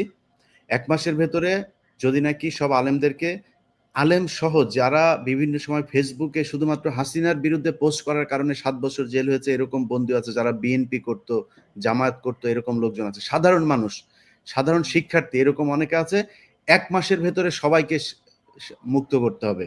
যদি করা না হয় তাইলে আমাদের যতটুকু যার জায়গা থেকে যতটুকু করার, যেভাবে বিশৃঙ্খল করা দরকার ওইভাবে বিশৃঙ্খলা করব। আপনারা যদি নাকি পারেন সরকার টিকান, যদি পারেন হাসিনারে নিয়ে চলে আসুক, নাই কি হোক, এটা নিয়ে আমাদের দেখাদেখি দরকার নাই। যেই দেশে হাসিনার বিরুদ্ধে কথা বলা মানুষ মুক্ত থাকতে পারবে না, সেই দেশ আমাদের মুক্ত থাকার দরকার নাই। সো আমি আপনাদের আলেমদের মানে অনুমতি চাই এবং আপনাদের সমর্থন চাই, আপনাদের সহায়তা চাই। আমার বিশ্বাস আমার চাইতে আপনাদের হৃদয়ে বেশি রক্তক্ষরণ হয়। আপনারা নিজের চোখের সামনে থেকে দেখে এসেছেন জেলখানার সেই কষ্টের সময়গুলো। আপনাদের সেই বন্দী ভাইদের মুক্ত করার এই যুদ্ধে আপনারা অবশ্যই আমার সাথে থাকবেন। আমি আপনাদের সাথে আছি। আপনারা আমার সাথে না, আমি আপনাদের সাথে সবসময় আছি। যেকোনো পরিস্থিতিতে যেকোনো ঝুঁকি নেওয়ার জন্য আমি প্রস্তুত। ইলিয়াস ভাই, আমি তো এক ভাই, মিনিট জি। একটু অনুমতি চাই। হ্যাঁ, এখানে ভয়ঙ্কর বিষয় যে কত ব্যবসায়ীকে জঙ্গি বানানো হয়েছে, ব্যবসায়ীদেরকে, একদম নিরেট ব্যবসায়ী, কোনো পলিটিক্স করে না, এরকম একজন মিলন, এরকম একটা মামলা আমি ফেস করেছি চিটংয়ে। সকালবেলা তার 10 দিনের রিমান্ড চাইছে, তার নিয়োজিত আইনজীবী ভয়ে বলছে 5 দিনের রিমান্ড দিয়ে দিবে। আমি ওই মামলায় এনগেজ ছিলাম না, হঠাৎ করে ওই কোর্টে আমি থাকাতে এটা মোকাবেলা করে রিমান্ড বাতিল করেছি। সাথে সাথে জিয়ারু সেকশন থেকে এসপি কে জানিয়েছে, এসপি আবার ওই আইউকে থানা থেকে কল করে, মিরসরাই থানা থেকে কল করে ও হোন্ডা দিয়ে রওনা দিয়েছে। পেশকার বললো যে তো এখন আইউ আবার আসতেছে আরেকটা পিটিশন নিয়ে। একই দিন এই রকমের ঘটনা ঘটেছে। ম্যাজিস্ট্রেটে রিমান্ড বাতিল করে বিপদে পড়েছে ম্যাজিস্ট্রেট। এরপরে বিচারকদেরকে কি পরিমাণ থ্রেডে রাখা হয়েছে। আমাদের সম্মানিত বিচারকরা সবাই যে কারাপ্টেড এমন না, কিন্তু থ্রেড থেকে এমন অবস্থা করছে এটা আমাদের। আমি একটা কথা বলবো, আমাদের যে আন্দোলনের প্যাটার্ন ছিল, আমাদের যে জামাত বিএনপি সহ অন্যান্যদের অনেক ত্যাগ আছে, কিন্তু আন্দোলনের প্যাটার্ন এমন ছিল, আমাদের এলাকায় আমরা বলি যে তেয়ান্নে বৃষ্টিতে ঘাস হয় আর প্রচন্ড বৃষ্টিতে চাষ হয়। তো আমাদের তেয়ান্না বৃষ্টি শব্দটা বুঝতেছেন, থেমে থেমে বৃষ্টি, কদিন পর পর বৃষ্টি, কদিন পর পর আন্দোলন, আমাদেরকে রসাতলে নামিয়েছে, ধ্বংসের শেষ সীমায় নামিয়েছে। তো সেখানে আমি বলবো মিলন ব্যবসায়ী সহ তাকে হলি আর্টিজানে ঢুকেছে, মিরসরার একজন নিরীহ ব্যবসায়ীকে।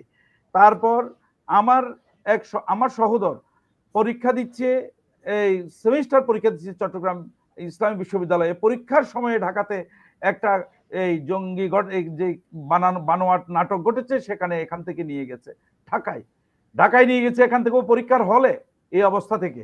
মৌলানা নুরুল কবির সাইদি সাহেবের মুক্তি চেয়ে শুধুমাত্র আবেগে মনের টানে এত বড় একজন মাওলানার জন্য একটা মুক্তি চেয়ে ফেসবুকে এক লাইন লিখেছে, সেখানে একজন গ্রামের একজন বদমাইশ ডাকাতকে দিয়ে বাদী করায় মামলা করে তাকে জেলে ঢুকিয়েছে এবং সে মারা যেত জেলে। ভাগ্য ভালো, আল্লাহ তাকে সাহায্য করেছেন।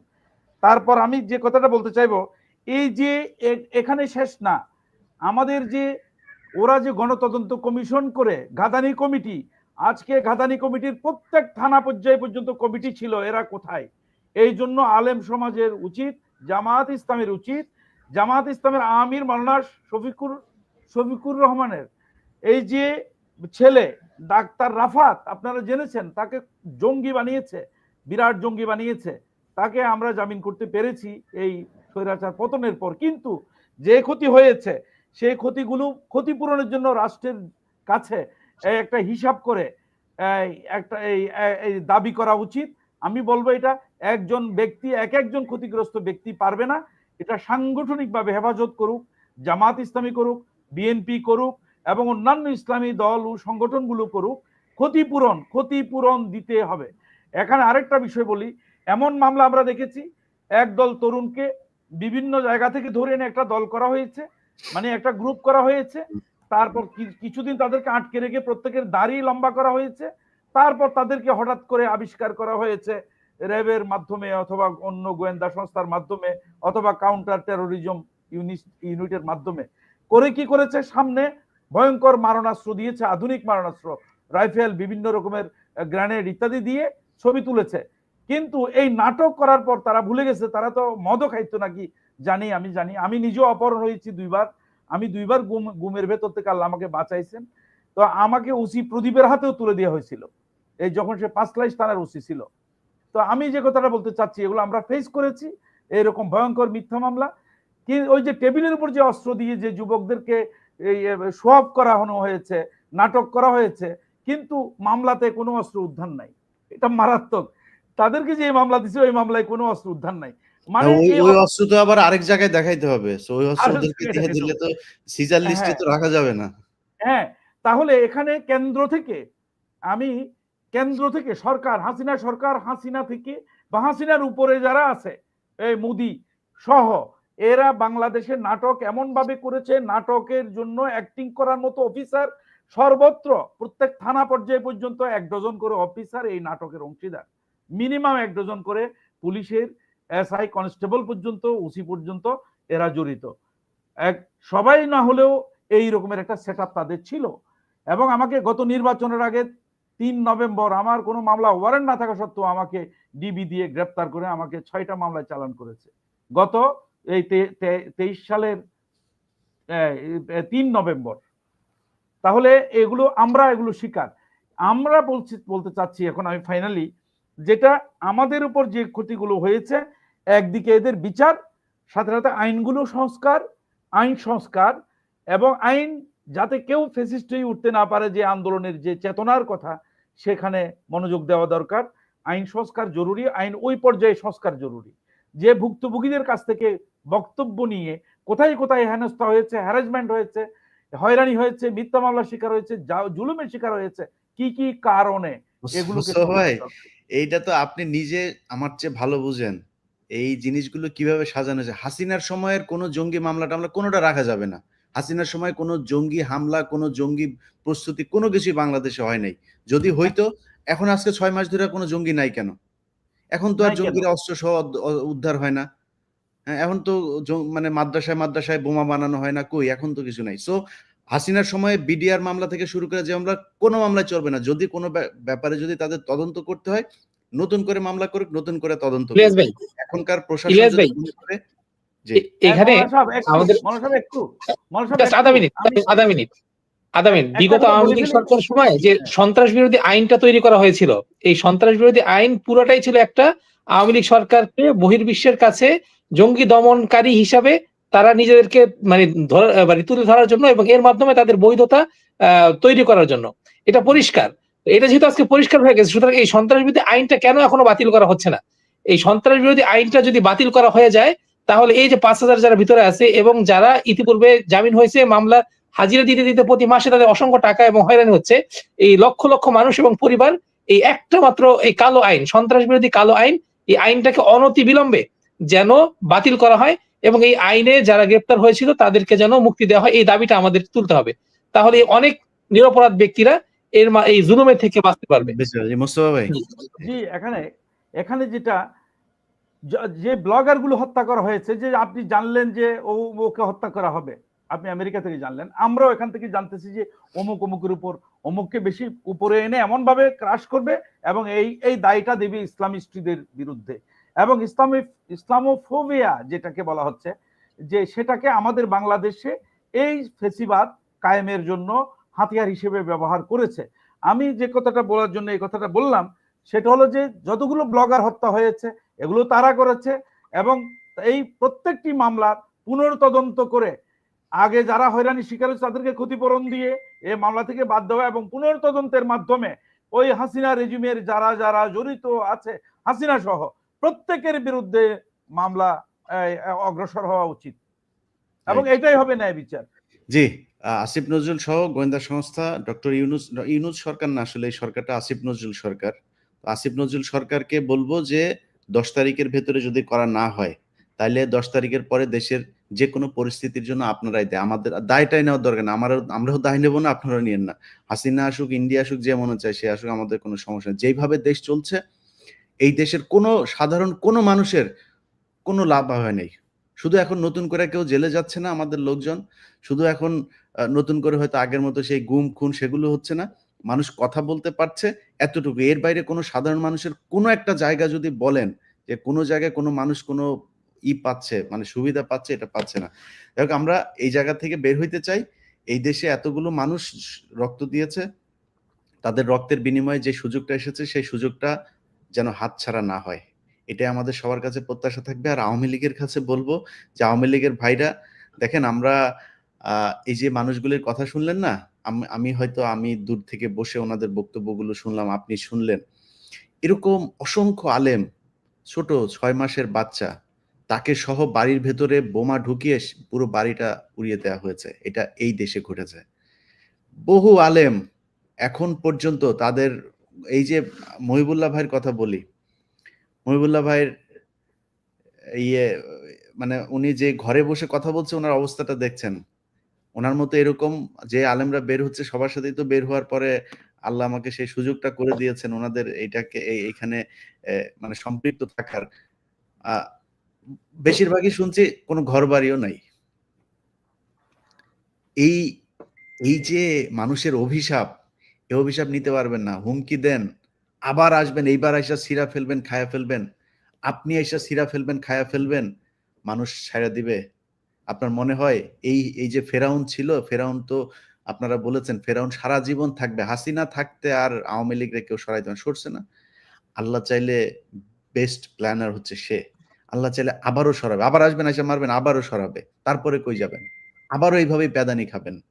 সো এই হুমকি ধমকি দিয়া না দিয়া তওবা করেন। এই দেশের আলেমদের উপরে যে নির্যাতন আপনারা চালিয়েছেন, আপনারা শুধু রাজনীতি করেন নাই, সরাসরি আল্লাহর বিরুদ্ধে যুদ্ধ ঘোষণা করেছিলেন।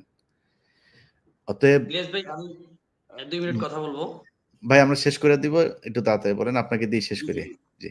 আমি সর্বশেষ এটাই বলতে চাচ্ছি, বাংলাদেশের প্রত্যেকটা জঙ্গি নাটকের নেরেটিভ কিন্তু তৈরি করে দিয়েছেন আমাদের সুশীল সমাজ, যেটাকে আমরা প্রথম আলো এবং ডেইলি স্টার, এটাই কিন্তু বাংলাদেশের সুশীল সমাজ, অন্য কেউ না।